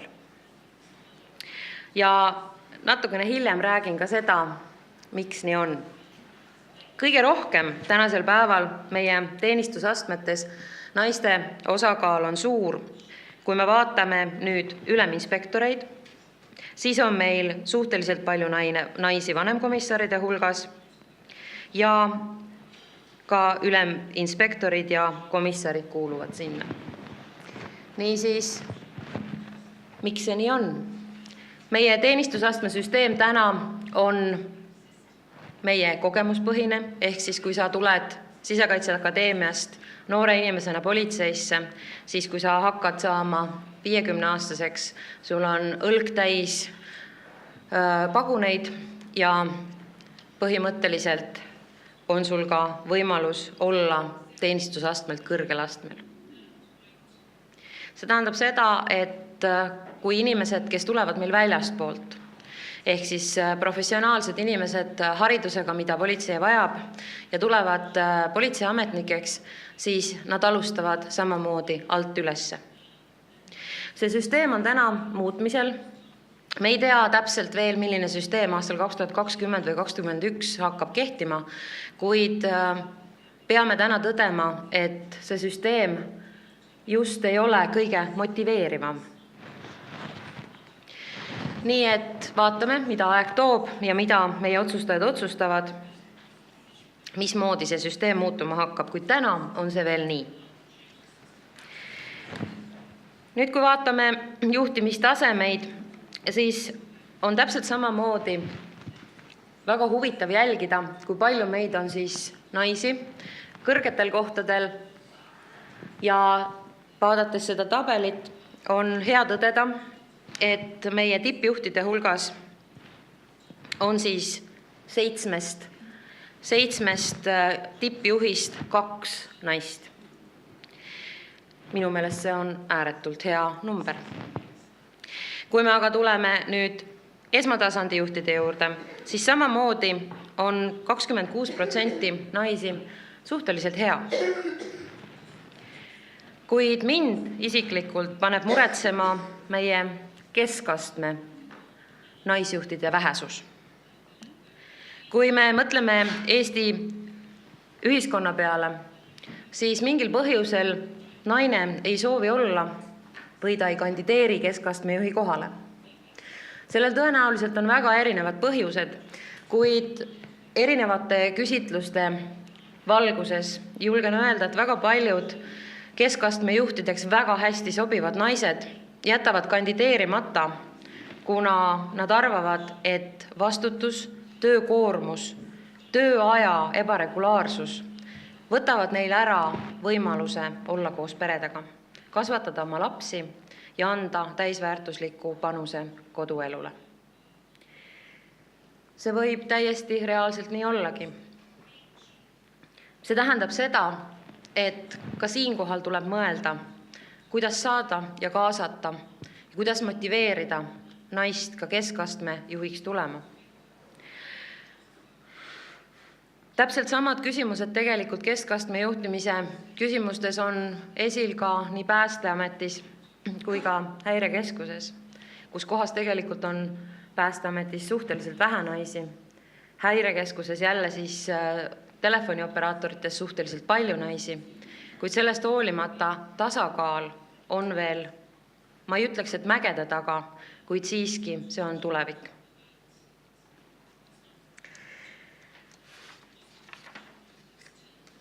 Kui aga küsime veel täna seda, et mis motiveerib naist tulema politseitöösse, siis ma võin öelda oma näite. Tulles politseisse tööle, kandideerisin ja miski minu sees ütles, et ma olen naine, ma olen küll pädev, vaimulik ja pika töö karjääri teinud, kuid kas nad ikkagi otsivad naist? See oli minu küsimus, kuid ma siiski kandideerisin. Ja istudes vestlusel ma küsisin väga otse prefekti ja mind intervjueerivate inimeste käest, kas te otsite meest või naist?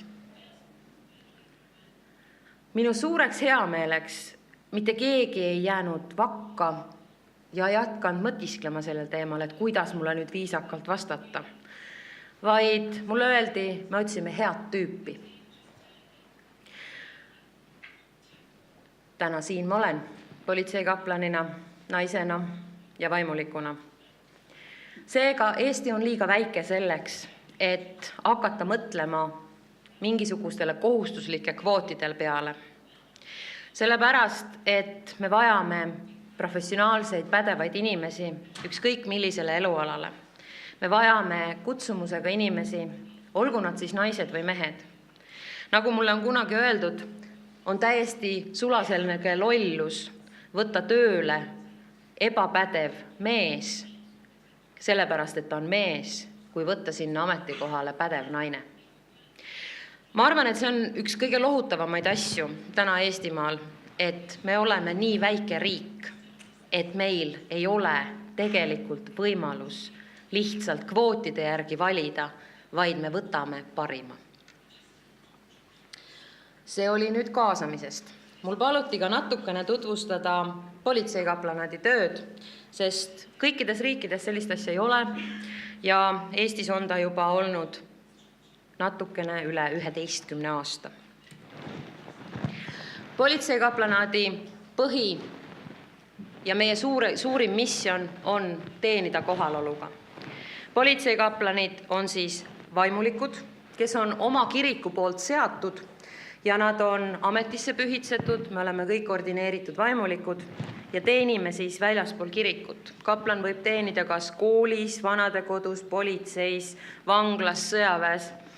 Ja kaplan on andnud ka pihisaladuse hoidmise vande, mis tähendab seda, et meie ei ole kellegi käepikendus. Kui inimene tuleb oma murega, siis meie juurde see jääb ja meie proovime aidata.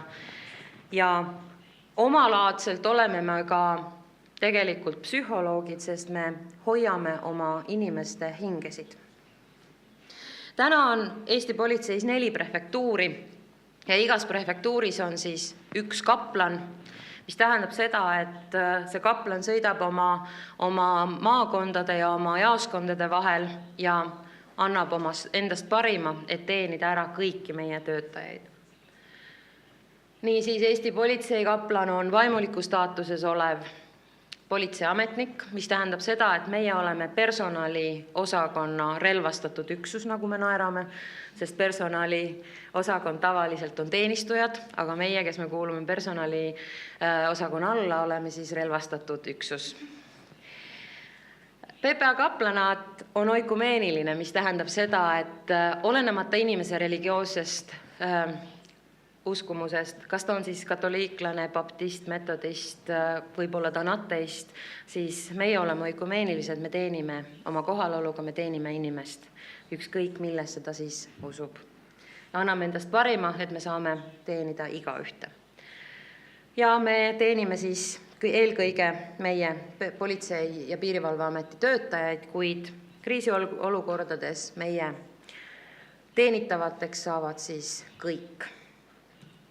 Siin on meie kaplanad, mina teenin läänes, Priidu Ellam teenib põhjas, Agorant teenib idas ja meie peakaplan on lõunas, Valdo Lust. Meie teenimisülesannete hulka kuuluvad siis järgnevad asjad. Me nõustame, me aitame läbi viia erinevaid riiklikke ja ka kiriklikke talitusi ja harime oma politseiametnikke siis ka religiooni teemadel. Me oleme hingehoidjad, me aitame inimest kõikidel tema murede skaalal, ütleme niimoodi, olgu see siis alkoholism, olgu see võlanõustamine, olgu see perekonnaprobleemid, olgu see lasteprobleemid, koolitusprobleemid, terviseprobleemid, mida iganes. Meie töö on siis ka tegelikult inimene suunata juba ka järgneva või siis meist olenemata abivajamise probleemiga näiteks psühholoogi juurde või siis haiglasse, tervisekontrolli.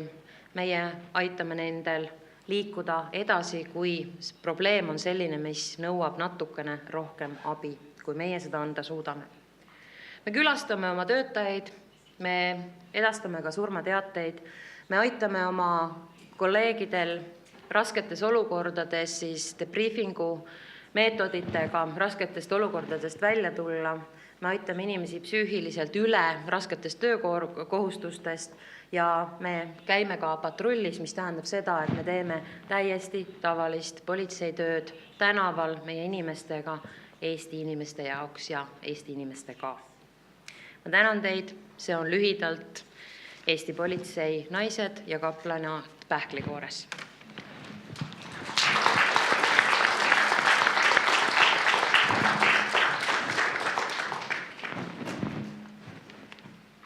Aitäh! Nüüd on teil kohe võimalus esitada küsimusi meie praegustele kõnelejatele, aga ma alustaksin võib-olla sellest, seni kuni meie auditoorium hoogu võtab. Et esitaksin võib-olla selle peamise küsimuse. Me oleme siin siis eelkõige rääkinud naiste rollist ja naiste kaasamisest ja minu soov on ka siis mõista, et millise nurga alt me seda probleemi kõige rohkem vaatame. Kas siin nagu lihtsad vastusevariandid on läbi käinud, üks nendest on see, et kuna meid on vähe, siis meil on naisi vaja, et tühje ametikohti täita, täiesti aktsepteeritav nägemus, seejärel, et naistel peavad olema meestega võrdsed võimalused eneseteostamiseks, ka täiesti arusaadav variant, aga seejärel jääb küsimus, et kas naiste osalemisel julgeoleku tagamisel või turvalisustunde tagamisel on ka mingi sisuline efekt sellele turvalisusele või selle ametkonna tööle, olgu ta siis Kaitsevägi või PPA, politseiamet. ma alustan siis otsast. Et see on selline väga hea küsimus, esiteks, nagu ikka võib öelda. Aga naiste roll on kindlasti väga oluline. Just seesama ÜRO siis resolutsioon 1325, millest me siin räägime, siis selle soovitusel ongi, et naised oleksid rohkem siis operatsioonidel esindatud kõikidel tasanditel. Ja operatsioonidel ei saa vaadata tänapäeva sõjas ainult seda sõjalise aspekti saavutamist ükskõik mis hinna eest. Tegelikult sa pead vaatama selle ühiskonna siis vaatevinklist, keda see kõige rohkem seal puudutab, ehk siis konfliktipiirkonna inimesi. Ja naistel kindlasti on väga oluline roll just nägemisel siis sellise sotsiaalsete mustrite ja muude siis funktsioneerimismustrite nagu mõistmisel. Muidugi siin tulevad juurde kindlasti piirkonna nagu erisused, et on ju väga maskuliinsed piirkondi ja nii edasi, et religioosset siis ülesehituselt. Ma olen nüüd natukene tahtlikult kriitilisem, kui ma tegelikult olen. Aga seepärast küsin, et sa viitasid kohe ÜRO resolutsioonile, sa viitasid selle kogemusele, mis on Eestist väljaspoolt, aga kas me ise oleme ka aru saanud sellest efektist mõne näite varal, et tegelikult on väga hea, et naised on meil teenistuses? Jah, nüüd sa panid mind raskesse olukorda, et jah, mul on naisohvitser on ju täiesti olnud ja minu töölgi oli neid siis enam-vähem sama palju kui mehi, et selles üksuses, kus mina teenisin. Ja kindlasti nad on sellise sotsiaalse käitumise poole pealt siis just selliste inimeste soovide välja lugemiselt palju siis, kuidas seda öelda nüüd, palju tugevama siis emotsionaalse, empaatilise siis intelligentsusega kui mehed. Midagi ei ole teha, et selline on see maailm. Jah, et kui ma lisaksin, kui see küsimus on Eesti perspektiivist ja jätta need välismissioonid kõrvale, et siis on Eestis kindlasti teema see, et me oleme põhimõtteliselt siiamaani ehitanud Eesti kaitseväge üles Eesti meeste pealt. Et kui me vaatame kaitseväe peale, siis see on Eesti mehe nägu. Et me oleme sellest meeste grupist liiga vanad ja liiga noored välja tõrjunud, siis liiga haiged välja tõrjunud ja alles on jäänud mingisugune väike grupp, mille najalt me olemegi seda Eesti kaitseväge üles ehitanud. Mis tähendab seda, et kui mingi kriis puhkeb, siis justkui see riigi kaitsmine ongi siis selle väikese meeste grupi, kes on Eesti mehed, Eesti nimedega mehed, eks ole, nende ülesanne ja ülejäänud ühiskond siis vaatab käed rinnal risti pealt, et see on kindlasti väljakutse, et ühtpidi loomulikult neid talente ka väljaspoolt otsida, väljaspoolt sellest Eesti meeste grupist, eks ole, nii meie venekeelsete kaaskodanike seast kui siis ka naissoost kaaskodanike seast. Aga kui on kriis, siis seda arusaamist, et see on terve ühiskonna asi ja reageerida ühiskonnana tervikuna ja ennast mobiliseerida, see meil ei olegi nagu teist võimalust, me ei saa eeldada, et siis mingi väike grupp neid vuntsidega Eesti mehi üksinda riiki kaitsevad. Kui nüüd tulla iga eestimaalase juurde, siis olgem ausad, turvalisus algab ju kodust. Mis tähendab seda, et kõik, kuidas ema kasvatab oma lapsi, kas seal kodus on vägivalda, kas seal kodus on piisavalt armastust selle lapse jaoks, see kõik on see, me kasvatame oma tulevikku.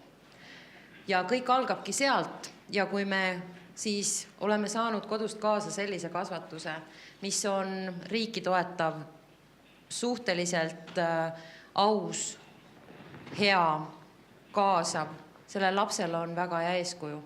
Alata oma elu sellega, et ta võtab kätte ja tema jaoks on oluline see kodumaa, tema jaoks on oluline turvalisus, tema jaoks on oluline see, et ta tahab anda oma panuse oma väikese Eestimaa jaoks, siis meil on kõik eeldused selleks, et me tulevikus saame noori, tugevaid, toredaid inimesi tegema koos oma riiki ja oma kodumaad.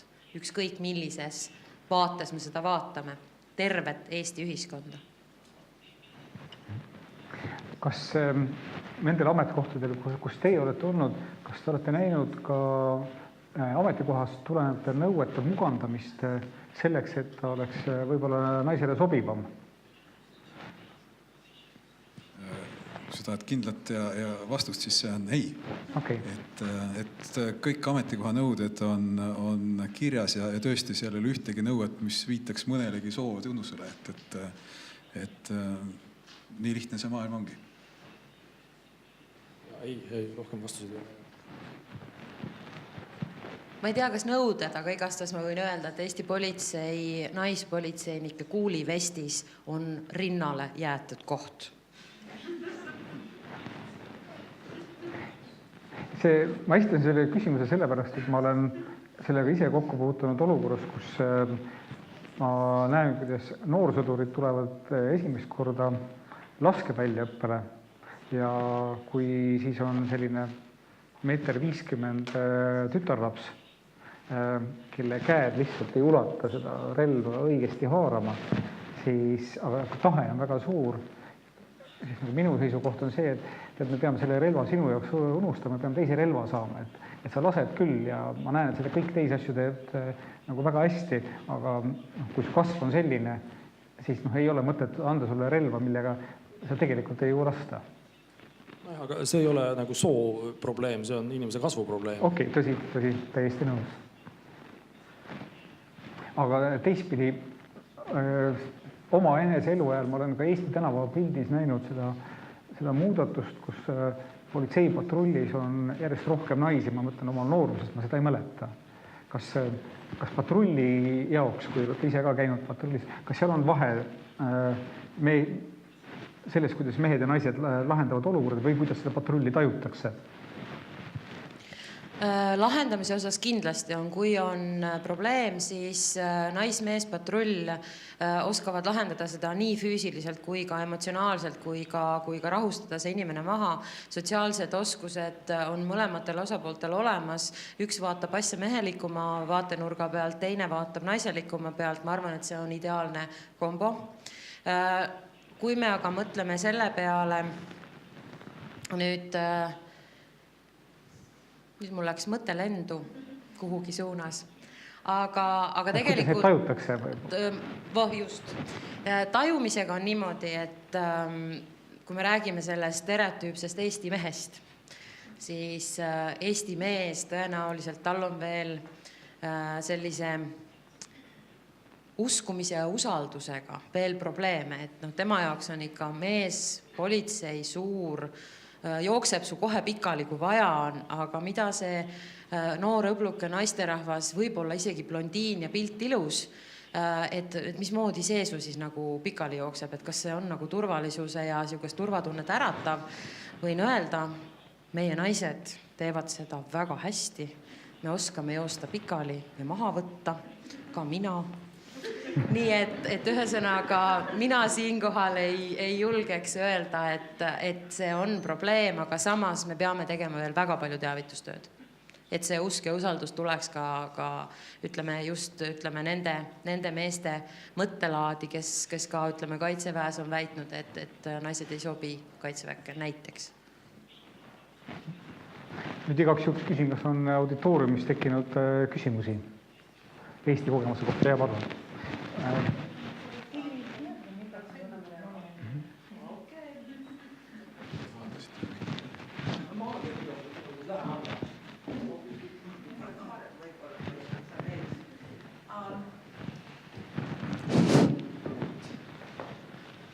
Mul on härra Siplasele paar küsimust, et see naiste sobivus sõjaväkke, need arvamused, millal need võeti? On see hiljaaegu või ja pealegi, kas see oli nagu enamus neist ohvitseridest ja allohvitseridestki nii arvasid?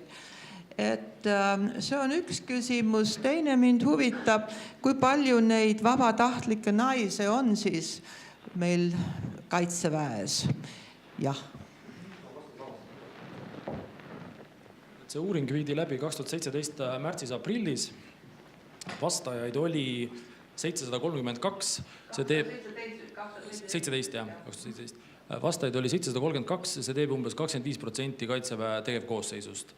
Kaitseväes on umbes mingi 3200 tegevväelast ja siis 732 vastajat osales selles. 732. Jah. Ei, meest ja naist. Naisi oli midagi 160 kandis ja mehi siis vastavalt, mis seal siis üle jääb, eks ole, midagi 500, alla 600 midagi, eks ole. Ja mis see viimane küsimus oli?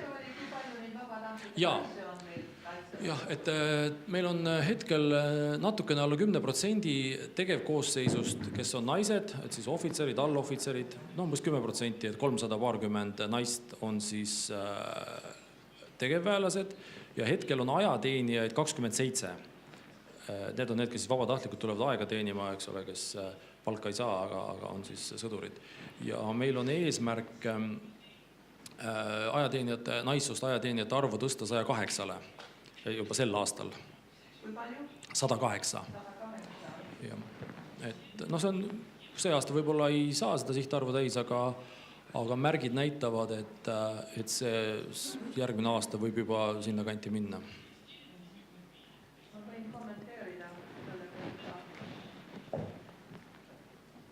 Nimelt mina olen Eesti Naisuurimuse teabekeskuses, sellepärast see huvitab mind, et eriti see, et see näitab palju arengut, niisugused arvamised naiste kohta kaitseväes.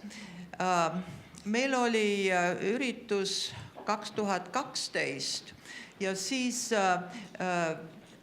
kindral Einseln, keda me kõik tunneme, meie kaitseväe juht, tema siis andis oma poolt arvamust, et tema oli muidugi arvas, et naised saavad väga hästi hakkama sõjaväes või kaitseväes. Ja ta ütles, et tema kogemuste ajal ta ise näiteks, et kas nad saavad meestega jooksta ja tegutseda võrdselt ja see oli Ameerika sõjaväes, ma räägin.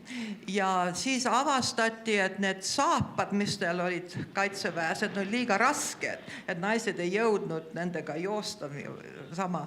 Ja siis nad võtsid kergema materjaliga, hakkasid tegema neid saapaid ja siis ei olnud mingit probleemi enam. Teiseks ta ütles, et oli ka mureks see, et kui nad on seal ütleme väljakul, lahinguväljakul ja kui naine peaks saama pihta, et siis üks korralik mees läheb ju naisele appi ja siis see ohustaks tervet seda üksust, aga selle üle saadi ka, ei ole ka enam mingi probleem. Nii et mul on hea meel kuulda, et 2017 me oleme nii palju siin riigis arenenud ja vastu võtnud niisugust arusaama. Aitäh teile!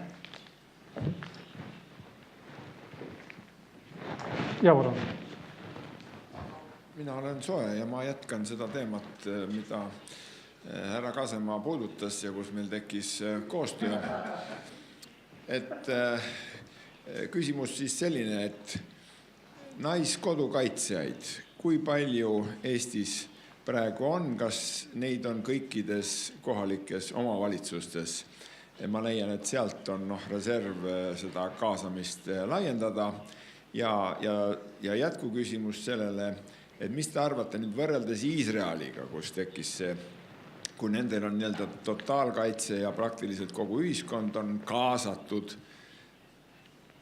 kui suur võiks olla siis see kaasamise protsent Eestis praegu ja kui suur ta võiks olla tulevikus? Aitäh! Siin vast isegi Ilmar võib-olla on pädevam rääkima naiskodukaitsest ja tema siis... Ma näen siin saalis on paar naiskodukaitse liiget, et täpse numbri suhtes äkki on teil...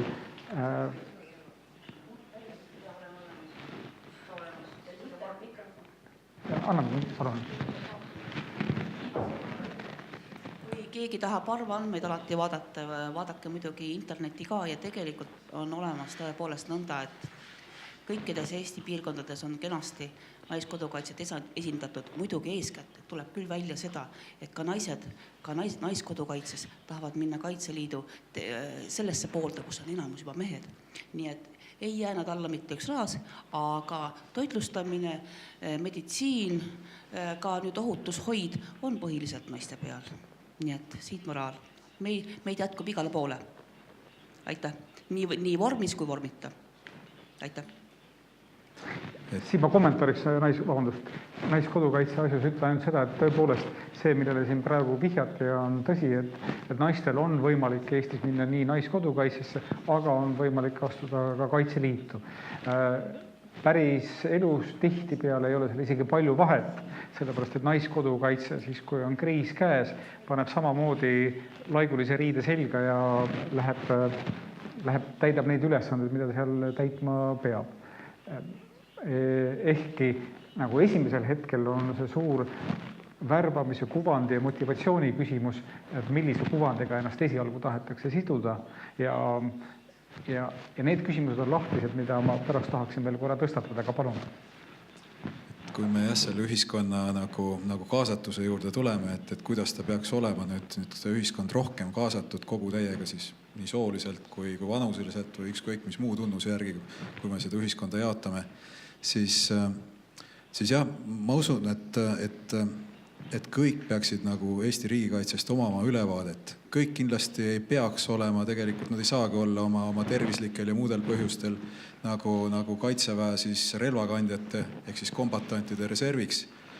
Aga küll on ju päris palju muid võimalusi Eesti riigikaitses osaleda. Kui me võtame kas või tagalateenistuse, et logistikaketi ülesehitus või võtame siin personaliteenistuse, mis ka peab jooksma kogu selle asja juures, siis meditsiiniteenistuse. Neid asju on päris palju tegelikult, mida saab teha päris ilma relva käes hoidmata. Ja me peame lihtsalt paika panema Eestis, et kuidas ja mismoodi inimesed saavad vabatahtlikult osaleda Eesti riigikaitses. See peaks olema võimalikult suur ja laiapõhjaline. Ja muidugi, tere tulemast, Liisa. Kõik.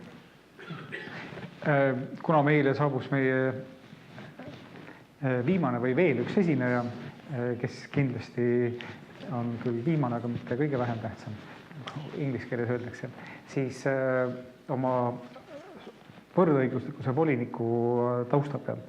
Kas meil on naiste kaasamisega turvalisuse loomisesse mingeid probleeme või kas sul on selle kohta mingi sootuks eriline vaatenurk, mis erineb sellest, mis ühiskonnas see sulle vastu kumab? Luban. Tere ka minu poolt ja ma väga vabandan seda ajagraafikute tihedust, et meil on maailma üks väiksemaid võrdsete võimaluste volinike kantseleisid. Sama suur kantselei on veel ainult Monacos, kus elab 37 000 inimest ja me katsume siis oma kantselei suurusega siin Eestit ära katta, aga saame hakkama. Et aitäh selle mõistmise eest. Nüüd küsimus sellest, et kas see pilt, mida võrdsete võimaluste voliniku kantselei näeb, erineb kuidagi sellest, mis meile vastu kajab, siis vastus on jah ja ei. Et mul on hea meel selle üle, et Eesti on tegelikult ju päris hea seadusandlusega riik, mis puudutab naiste ja meeste osalemisvõimalusi riigikaitses, kõikides turvalisust teenivates struktuurides.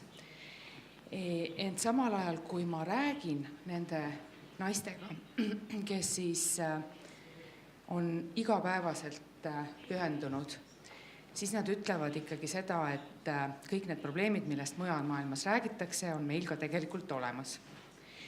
Nii et kui me vaatame sellist suurt pilti, mis meile paistab, kui me vaatame asju kõrgemalt ja suuremalt, siis on see pilt väga hea. Aga kui me räägime inimestega, kes igapäevaselt seda teevad, siis see jutt, mida mulle räägivad meessoost isikud ja see jutt, mida mulle räägivad naissoost isikud, kipub mõnikord erinema. Ehk mehed ütlevad, et nende arust on kõik väga hästi ja siis naised ütlevad, et tegelikult meil ikkagi on, need ametikohad on meil kohe erinevalt nimetatud ja siis ikka see või teine ligipääs ei ole päris see ja seda ahistamist ikka ka tegelikult on ja nad ütlevad seda üsna vaikse häälega. Ja kui ma panen need kaks asja kokku, siis ma kindlasti tahaksin tunnustada nii Välisministeeriumit, Kaitseministeeriumit Kaitseväge, Kaitseliitu, need on 4 organisatsiooni, kellega me oleme sellel teemal kokku puutunud, et see teadmine, et probleeme tegelikult on, mida lahendada tuleks ja saaks, ja et selle kultuuriga tuleb rohkem süvitsi minna, et see teadmine on tegelikult küllalt laialt olemas. Et Kaitsevägi isegi oli valmis meiega koos tegema ühte projekti just nimelt, et uurida seda tegelikku kultuuri. Ja võib-olla sellest on nüüd juba mitu korda räägitud, aga olukorras, kus me teame, et näiteks soolise või seksuaalse ahistamise juhtumid on alati seotud võimuga. Ja kui me teame, et riigi kaitsmisel on võimul ja allumisel elu päästev roll sageli, et kuidas me siis kasutame seda võimu ja allumist niimoodi, et samal ajal inimestel kõigil silmad säraksid, et nad oleks tõesti innustunult tegemas seda, mida nad kõigest hingest teha tahavad, et nad tahavad Eesti riiki kaitsta, Euroopa Liitu kaitsta, NATO liikmeid kaitsta ja et neid ei segaks seal juures mingisugune muu asi, mis neid tegelikult nende töös ei tohiks segada, et see vast on see kõige olulisem asi, et kuidas me saavutame selle, et võimusuhted, alluvussuhted on sellised, et nad aitavad inimestel oma ülesandeid täita, ellu jääda ja et samal ajal neid ei kuritarvitataks, et see inimestel see tõsine vaimustus, tõsine silmade säramine seal juures oleks igal juhul alles. Aga puht institutsionaalselt, milline on sinu roll nende probleemide ilmnemisel, et kui palju sa saad näiteks Kaitseväele teha ettekirjutusi või milles see koostöö seisneb peale selle, et istume ühe laua taha ja räägime natukene juttu? See on tegelikult väga hea küsimus, sest nüüd jällegi eri riikides on need regulatsioonid erinevad. Eestis on õiguslik lahendus sellele küllaltki pehme ja mis ei ole sugugi halb. See pehme lahendus on siis selline, et me oleme riiklik sõltumatu institutsioon, võrdsete võimaluste volinik ja tema kantselei ja me anname õigusnõu tasuta, ent samal ajal me ka reaalselt saame osaleda väga erinevate vahenditega, millest ükski ei ole käskiv ega määruslik, aga kõikide muude pehmete vahenditega me saame osaleda kas siis osapoolte lepitamises või osapoolte vahel selle ühise seisukoha leidmises. Ja ma olen seda tööd teinud nüüd peaaegu 4 aastat. Päris mitmel korral on need küsimused või pöördumised meie poole puudutanud siis erinevaid kaitsestruktuure ja alati nende pöördumiste näitel, mis on meieni tulnud, on olnud tegemist tegelikult kommunikatsiooniveaga. Ehk et kui korrata seda sama juba päris kuulsat näidet, mida siis väidetavalt Kuperjanovi pataljonis veebel udu, kui ta alustab käsklemise koolitust, et kui ta ütleb, et enne kui te annate korraldust, veenduge, et see, kellele te käsku annate, viibib samas ruumis. Et siis kui me vaatame nagu oma tööd, siis see ongi päris see, et need segadused sageli tekivad, et üks ütles ühte, aga teine sai aru teistmoodi.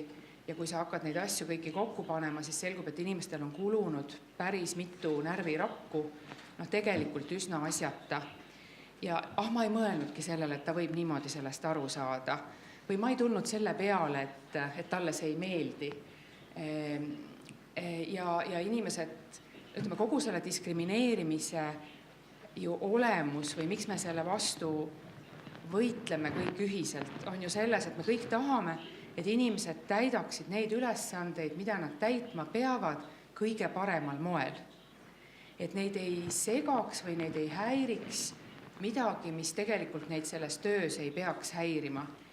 Ja kui siin ennem oli just juttu erivajadustega inimestest, et me ju ka täna teame, et väga paljud erivajadustega inimesed saavad väga kasulikud olla. Ja sa ei saa oma erivajadust muuta. Sa ei saa muuta oma sugu, sa ei saa muuta oma vanust, sa ei saa muuta oma rahvust, et need on kõik sellised asjad, mida sa ei saa endas muuta, aga sa väga tahaksid panustada kaitsesse. Ja see diskrimineerimine tekib ju sellest hetkest, kui inimest koheldakse halvemini nende asjade pärast, mida ta ei saa endas muuta. Ehk piltlikult öeldes, kui keegi ütleb, et kuulge teie laiskvorstid seal, jookske kiiremini, siis see on väga okei niimoodi öelda. Aga kui keegi ütleb, et muidugi te ei saa sellega hakkama, sest te olete naised, siis see võtab sul kogu innukuse ära, sellepärast, et sa ei saa muuta seda, et sa oled naine. Sa saad väga palju asju teha väga hästi, aga sa ei saa seda ise endas muuta. Ja ega inimene, kes seda võib-olla ütles, ei mõelnudki seda esmapilgul, või tegelikult võib-olla südamest ei mõelnud halvasti. Ta lihtsalt ütles niimoodi. Aga see tegelikult siis häirib seda inimest, ta võtab tal silmadest selle sära ära ja ta ei saa muuta seda. Ehk see ei ole ka kuidagi tulemuslik, see ei ole hea juhtimine, see ei ole hea juhtimise osa, see ei ole hea kaitsetahte ehitamise osa ja lõpuks on see ka diskrimineeriv. Ehk mind on kutsutud päris mitmel korral nendest asjadest rääkima.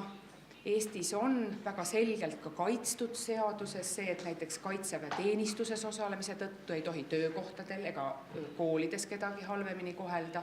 See on muutunud aktuaalseks näiteks seoses lühikese etteteatamistähtajaga, kui on kogunemistele minek. Ja siis on inimesed väga tänulikud, kui nad teavad, et Eesti seadused neid tegelikult kaitsevad igatepidi ja kaitsevad ka kaitseväeteenistust ennast läbivaid inimesi tegelikult. Nii, selle aspekti pealt palun on kindlasti küsimusi. Thank you very much for your presentations today. It's from a British perspective, it's really fascinating to see the journey that Estonia is going on. I was really taken by the tone of your questions, if I may, to the moderator. There seems to be a lot of emphasis on physical strength and women being able to match their male colleagues, which is a conversation that the British and I think every military has gone through. But my question is this, with technology developing, which means that your physical strength is no longer quite as important, and with the character of conflict looking more, when you consider how casualties are dying at the moment, it's normally from standoff platforms. It's not by somebody holding a bayonet or by shooting a long rifle or whatever. And looking at Estonia's aspiration to be part of a Security Council, do you think that maybe this is an opportunity for Estonia to open up more positions to women, not just in logistics and medical facilities, but to meet the UN's demand, request that more troop-contributing countries have women on patrols because of the operational effectiveness that they bring? Do you think that that's one avenue of change? And does Estonia ever have a situation where you encourage women, either in the police or in the military, to talk to the leadership and say what they would like? Because I know for years in the British military, we had an organisation for women where women just spoke to women. And it was only when we were able to speak to our leadership that our leadership suddenly thought, oh, I've been protecting my women military, but they're telling me that they don't want to be protected. They made a decision to join the military and they'd like to have more of an active role in it.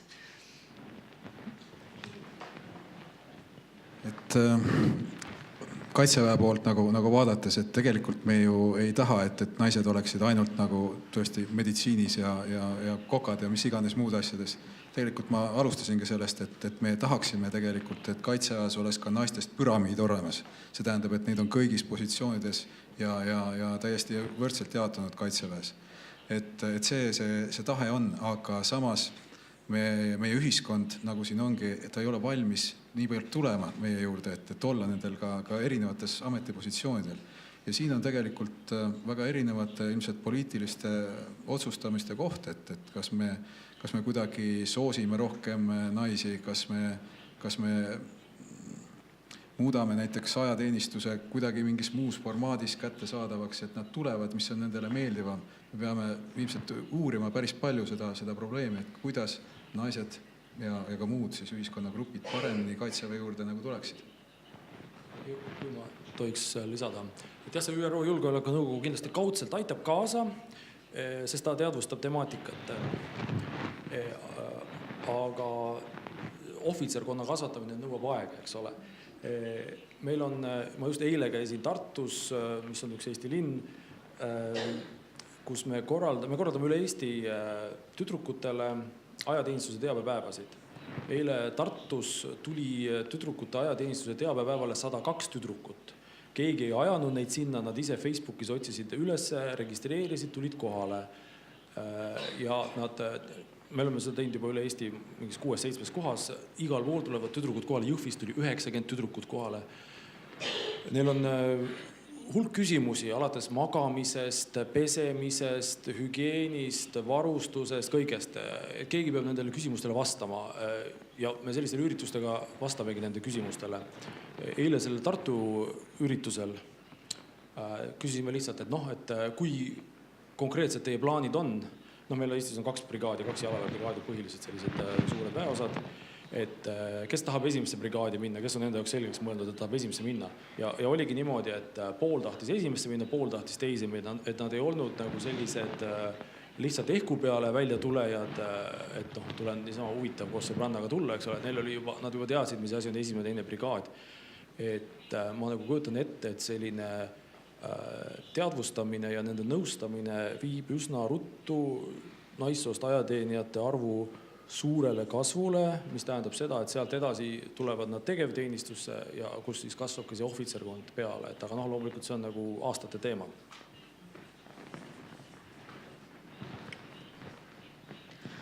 Eesti politseil on selline süsteem nagu abipolitseinike süsteem. Ja kui me täna räägime sellest, et me otsime ja kaasame inimesi, siis abipolitseiniteks me kaasame täpselt samamoodi kõiki, kes on vähegi huvitatud Eesti politsei tööst, kuna sinna kuulub väga hea koolitus, ta on väga hea baasharidus ka sellele, et paljud abipolitseinikud tulevad pärast abipolitseinikuna tegutsemist ka tööle politseisse, olenemata siis, kas nad on mehed või naised. See on üks võimalus kaasata väga erinevaid inimesi, väga erinevatele ülesannetele, sest mõned inimesed meist on ennetustöö tegijad ja lobitöö tegijad, mõned meist on, nagu siin eelnevalt öeldi, väga head snaiprid. Me vajame täna ka Eesti politseis väga erinevate eluvaldkondade inimesi ja tõepoolest me vajame neid spetsialiste, pädevaid inimesi tegema kõike.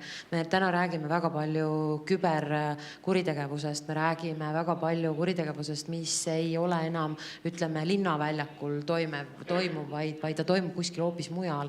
Ja selleks on meil vaja täpselt samamoodi erinevaid pädevaid inimesi, olenemata, kas nad on naised või mehed ja alati kõik on teretulnud ja me kutsume ja ei ole üldse tavapäratu see, et kui üks on alustanud politseikarjääri, siis läheb mõni aeg mööda ja tema sõprusringkonnast keegi teine liitub abipolitseinikuks ja ei ole üldse mingi ime, et ütleme ühest suguvõsast tuleb palju abipolitseinikke, politseinikke või siis teine võimalus sõprusringkonnad ütlevad, et see on väga hea harrastus, see on väga hea asi, millega panustada, me tahame seda teha.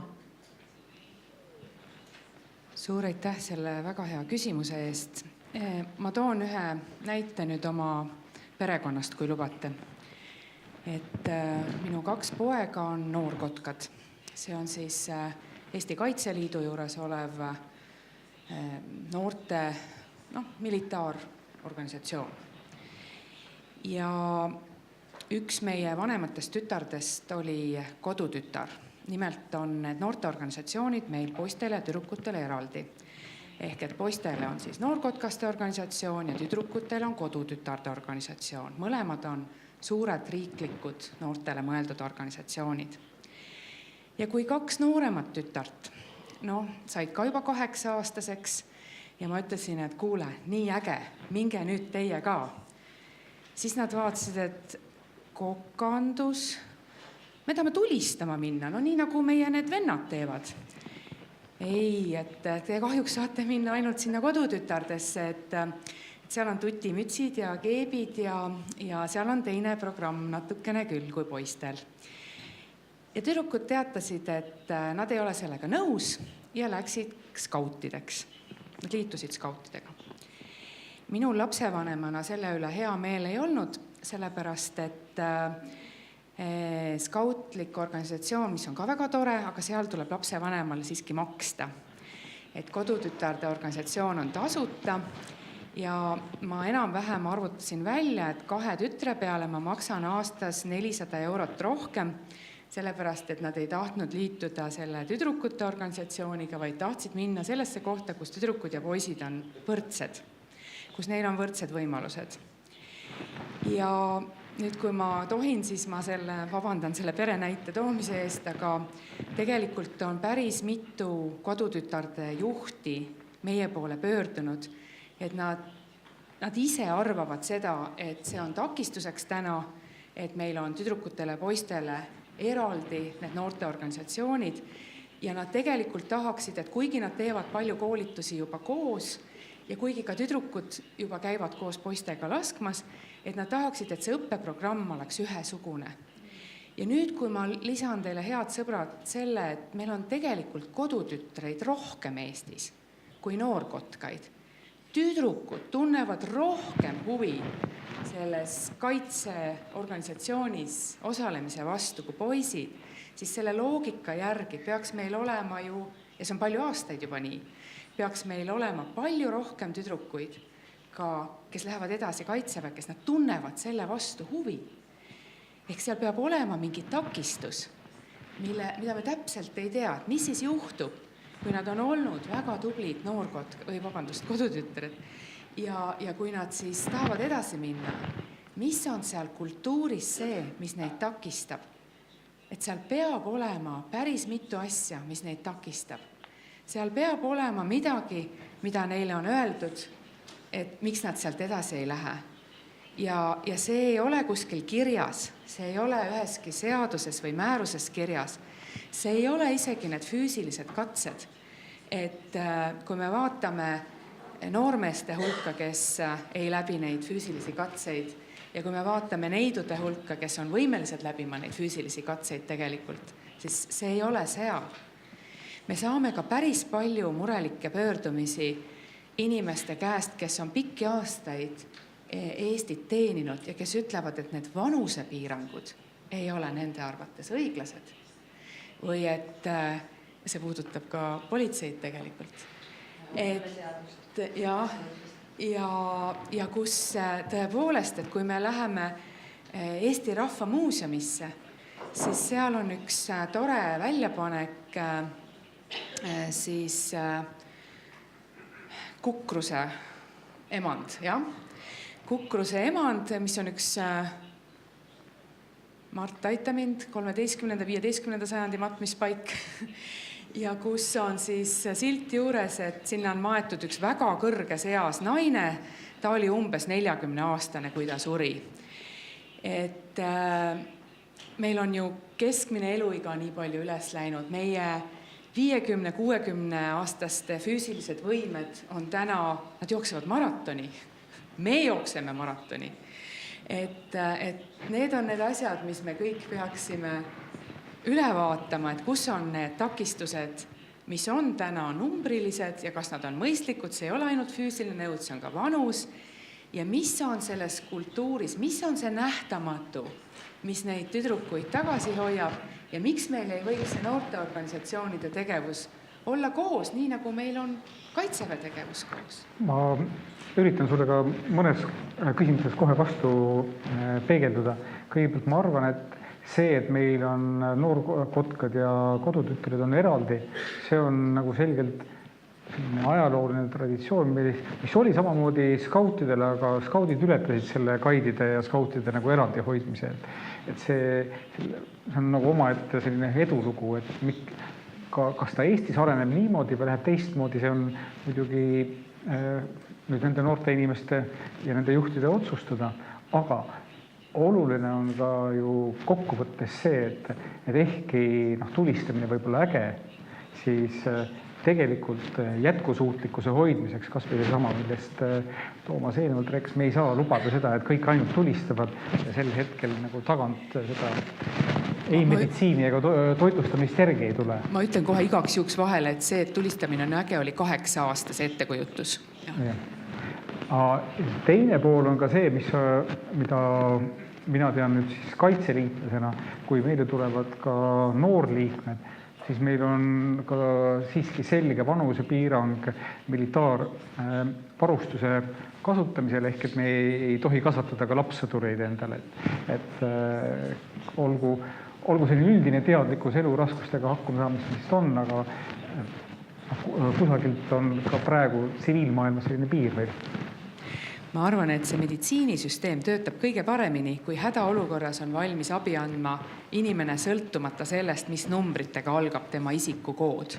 Ehk seda meditsiiniteadmist on vaja nii meestel kui naistel ja mingil hetkel, kui sinu kutsumus on liituda kaitseväega või militaarsete organisatsioonidega, ma kindlasti rõhutan seda üle, et Eesti noorteorganisatsioonid, need kodutütred ja noorkotkad ei ole ühelgi moel laste kasvatamine lapssõduriteks, et seda on võib-olla tõesti rahvusvahelisele areenile väga oluline rõhutada, et need on täpselt sama suurepärased organisatsioonid, nagu on skautlikud organisatsioonid. See põhitegevus algab ikkagi pihta loodushoiust, kartulite koorimisest, üksteisega hakkama saamisest, meeskonnatööst, esmaabist ja kõik selline.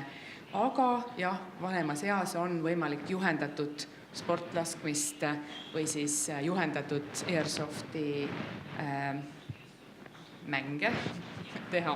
Räägin siin lapsevanema positsioonist. Aga see on väga oluline aru saada, et need oskused, mida meil täna on vaja, meditsiin, tagalavarustus, küberkaitseoperatsioonid, mis iganes, seal täna enam ei ole oluline see, milliste kromosoomidega me siia ilma sündisime. Aga mina vastaksin ehitatud küsimusele niimoodi, et reaalselt tegelikult ei ole küsimus tellija poolses piirangus, vaid selles, et Kaitsevägi ja PPA on väga konkurentsitihedal tööturul võitlemas iga inimese eest, keda me oleme suuteline saama. Küsimus on pigem selles, et kas ühiskond või nende kultuurilised eelhoiakud on valmis, et kõiki neid ametikohti sel viisil vastu võtta.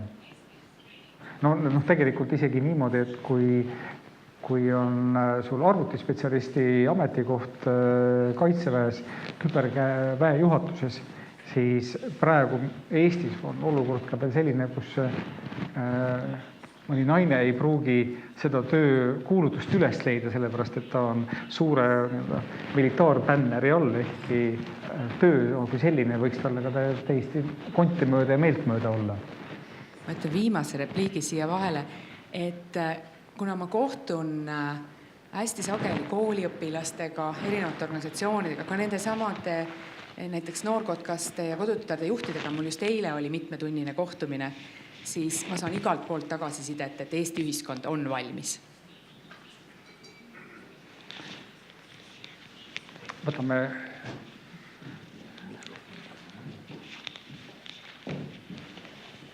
Mina olen Marelle Erlenheim ja olen nooremleitnant reservis. Ja ma natuke paari sõnaga võib-olla räägin oma kogemusest, kuna mul on see, millest teie siin räägite, on pikkade aastate jooksul ju erinevas vormis läbi tehtud. Alustasin ma 97. aastal õhuväes tegevteenistuses. See oli see aeg, kus Kaitsevägi ei osanud veel naistega eriti midagi ette võtta. Meid ei osatud õieti välja õpetada, mehed mõtlesid siis ise läbi, mida meile peaks õpetama, et me oskaksime ikkagi neid vajalikke toiminguid teha, kui on vaja ennast kaitsta. Õppisime maskeeruma, lasime relvadest, aga sellel ei olnud süsteemsust. Ja meie otsisime kohta, meid ei osatud näha. 2001 tulin ma ära Kaitseväest ja astusin Kaitseliitu. Seal oli see valikute koht, kas ma lähen suppi keetma või lähen ma nii-öelda relva rastma. Ma ei ole supikeeti tüüp siiamaani. Niimoodi läksin ma Kaitseliitu, mitte naiskodukaitsesse. Jälle oli see selline aeg, kus ka Kaitseliit ei osanud naistega õieti midagi teha. Et kui Ilmari eelkäija, meie Toompea malevkonna pealik, aasta lõppu seda kokkuvõtet tegi, siis ta luges, et nii palju on meil tähtsaid inimesi, nii palju vanu, nii palju naisi ja nüüd nii palju siis on neid võitlejaid ehk need nooremad mehed siis. Siis täna, kui tuleb Ilmarile noorem naisterahvas või vanem naisterahvas liikmeks tahtma, siis te ju küsite avatult, millega sa tegeleda tahad. Ei ole seda, et ta on nüüd naine, ta ju pole võitleja, talle pakume seda kirjatööd või midagi sellist. Ja sama asi on ka Kaitseväega, et praegu ma enam ju tegevteenistuses ei ole, aga reservohvitserina saan panustada. 2017 käisin Kevadtormil, eelmisel aastal olin Siilil väljas tsiviil-militaarkoostöö ohvitserina. Ja olen olnud ka Kaitseliidu õppustel vahekohtulikuna. Seetõttu julgen öelda, et kui ma tean, mida ma teen, ma olen välja õppinud ja ma adekvaatselt reageerin olukorrale, siis kui ma vahekohtunikuna ütlen, et sa oled surnud, siis ta ongi surnud, ta ei hakka mulle vastu vaidlema. Minu sõna maksab sellel kohal.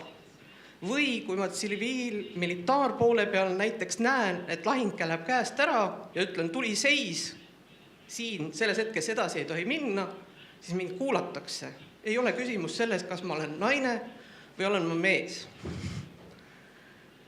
Aga küll ma pean ütlema seda, et on mõned hetked, kus sa tunned seda, et mulle ei meeldi see hetk. Võib-olla, et kui näiteks õppuste vaheajal mehed viskavad kraavikaldale pikali ja hakkavad viskama nalju selliseid naiste pihta käivaid ja natuke seksist ja kõike muud sinna veel natuke juurde, siis seal kõrval istudes sul võib-olla ei ole kõige mugavam.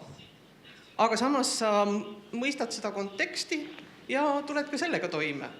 Ja ma arvan, et see aeg ka natukene varsti muutub, kus tajutakse, et võib-olla kõik ei sobi.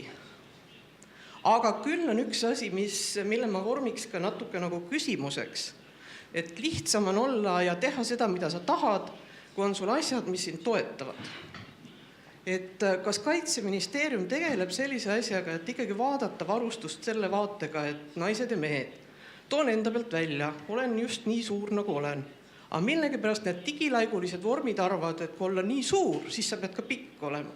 Nii et kõigil oma vormidel ma olen pidanud varrukad lühemaks õmblema. Aga võiks ju mõelda sellele, et inimesed on erinevad ja paraku ka soost tulenevalt. Aitäh.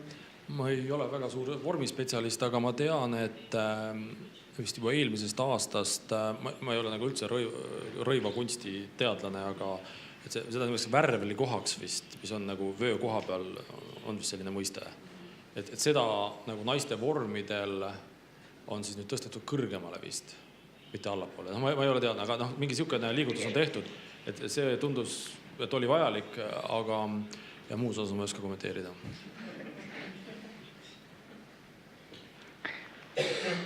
Ma oskan siin nii palju veel muud juttu ütelda, et üldine kaitseväe varustuse ja ka vormi arendamise loogika ei ole küll minu teada nii palju isegi mitte soopõhine, kuivõrd üleüldse eripärapõhine. Ehk et kui me räägime ka uute relvade nende personaalsete relvade hankest, siis ka need relvad juba pigem omavad võimalust, et sa võid seda kaba natuke lühemaks või pikemaks teha. Sa võid sinna mingit oma nupu natuke ette või tahapoole asetada. Et see tähendab seda, et kokkuvõttes me selles tulevikus me lahendame ka selle küsimuse, et see üks pikk püss ei ole lühikesele tüdrukule sobiv.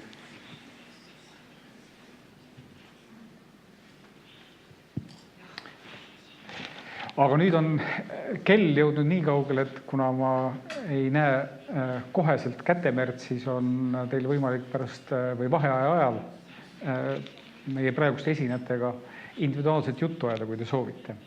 Aga sellega ma praeguse siis selle paneeli lõpetaksin ja tänan kõik esinejaid.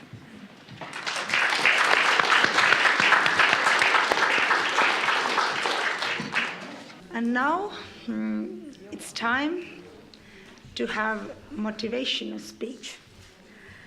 And I'm very glad that we got excellent speaker for that. Captain Stacey Oliver from NATO Enhanced Forward Presence Baltic Battle Group Estonia will give us this speech, and the topic, what does it take a military woman to succeed? Floor is yours.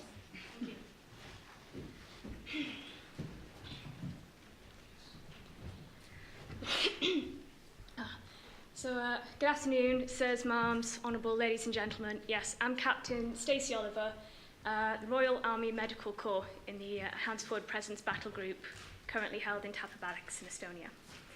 So I've been asked the question of what does it take for military women to do to be successful?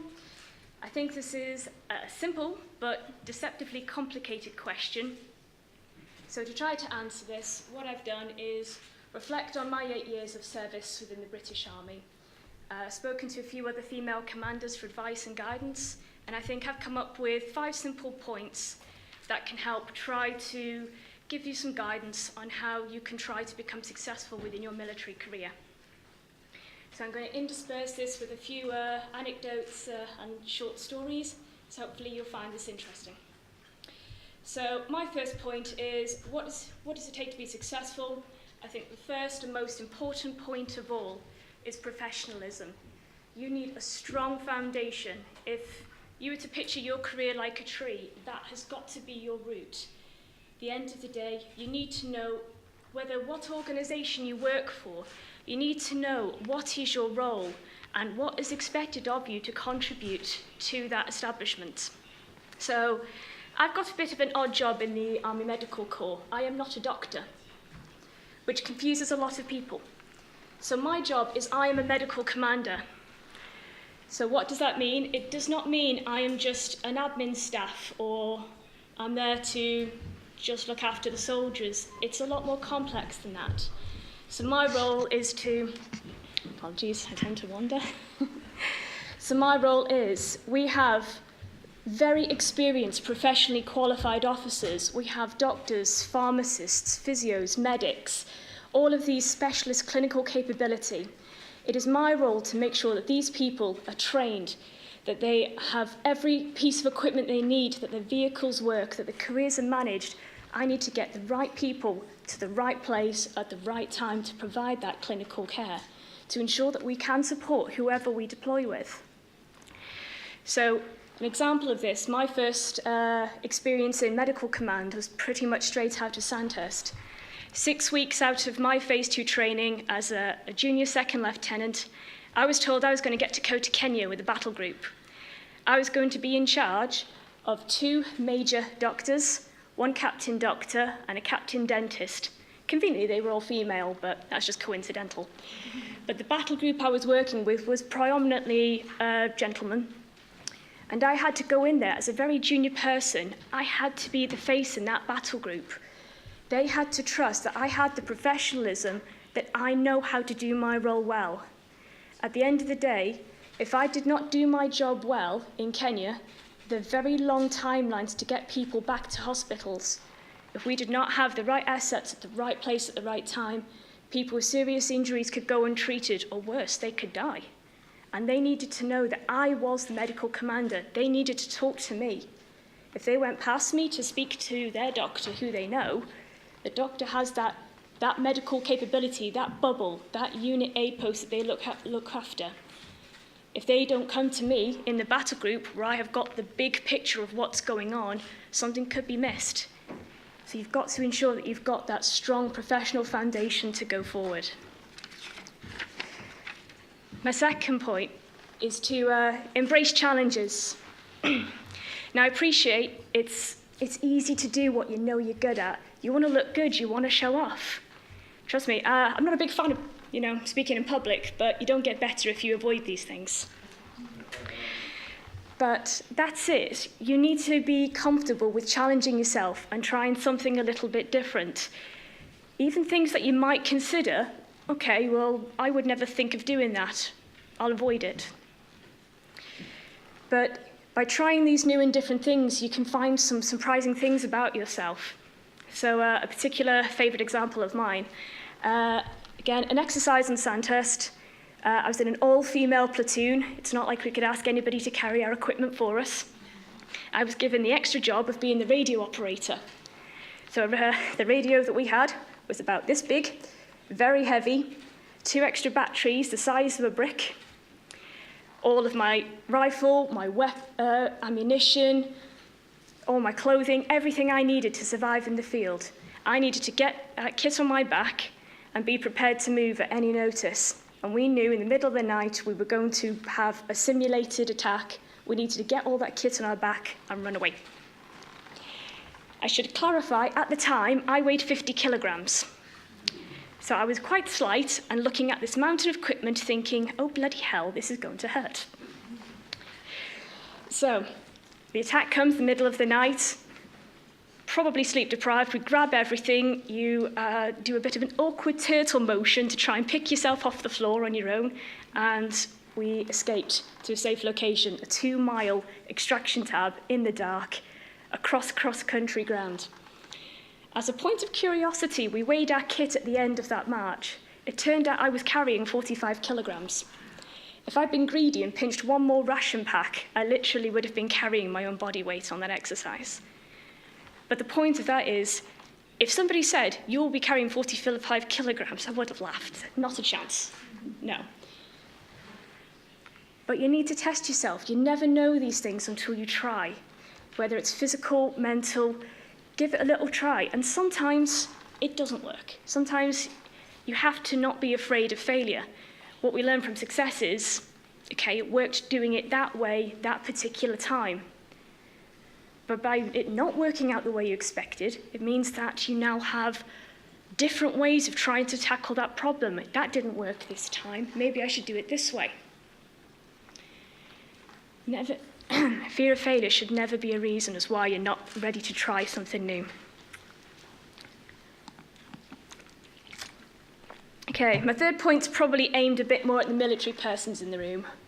But my third point is, do your homework.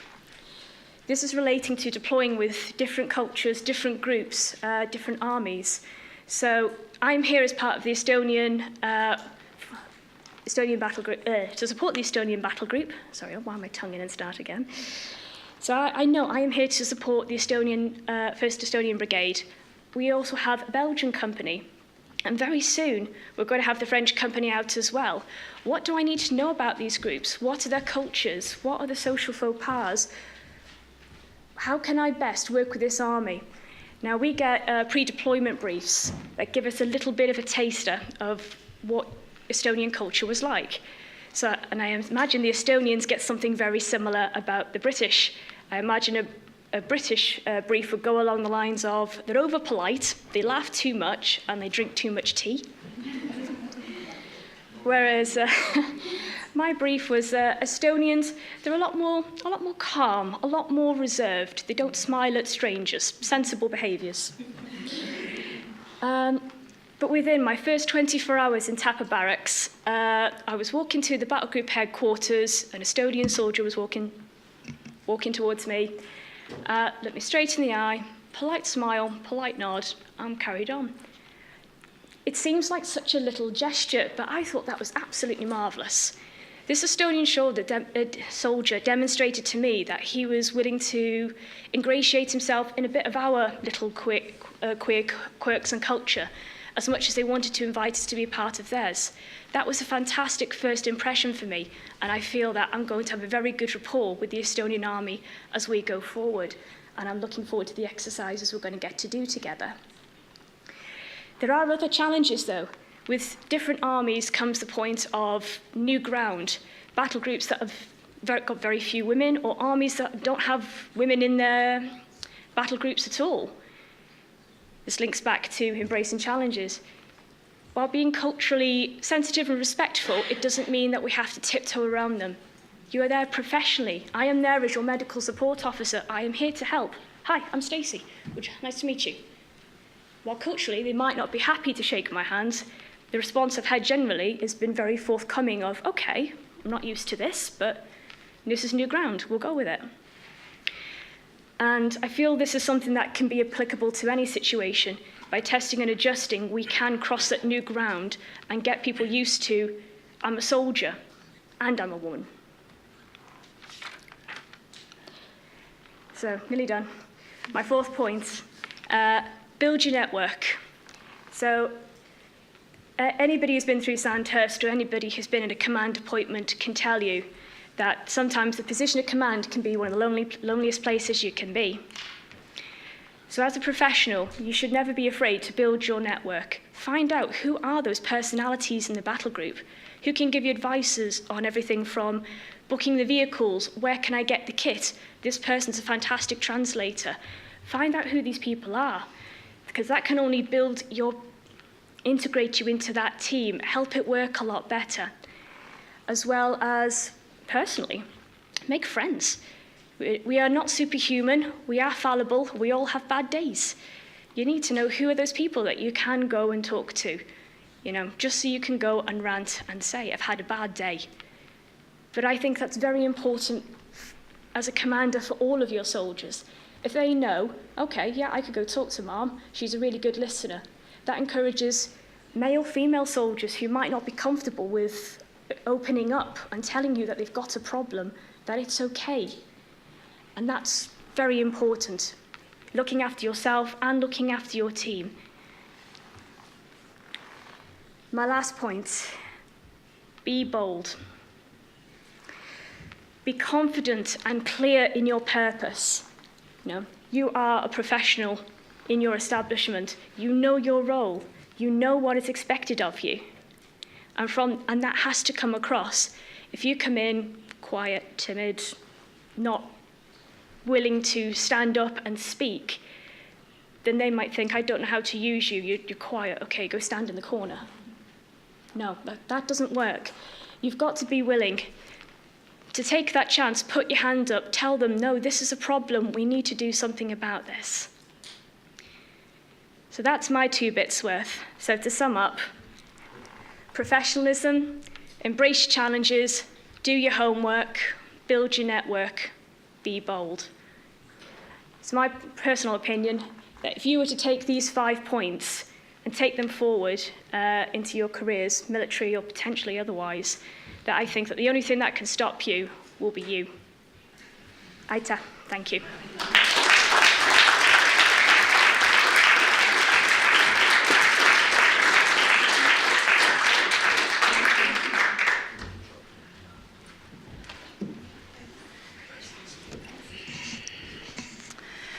Soovin tänada meie tehnilist tiimi, tõlke, meie ka online vaatajaid ja koha peal me jätkame siis veel vastuvõtuga. You're all welcome to reception now. Thank you and see you soon. Aitäh, kohtumiseni.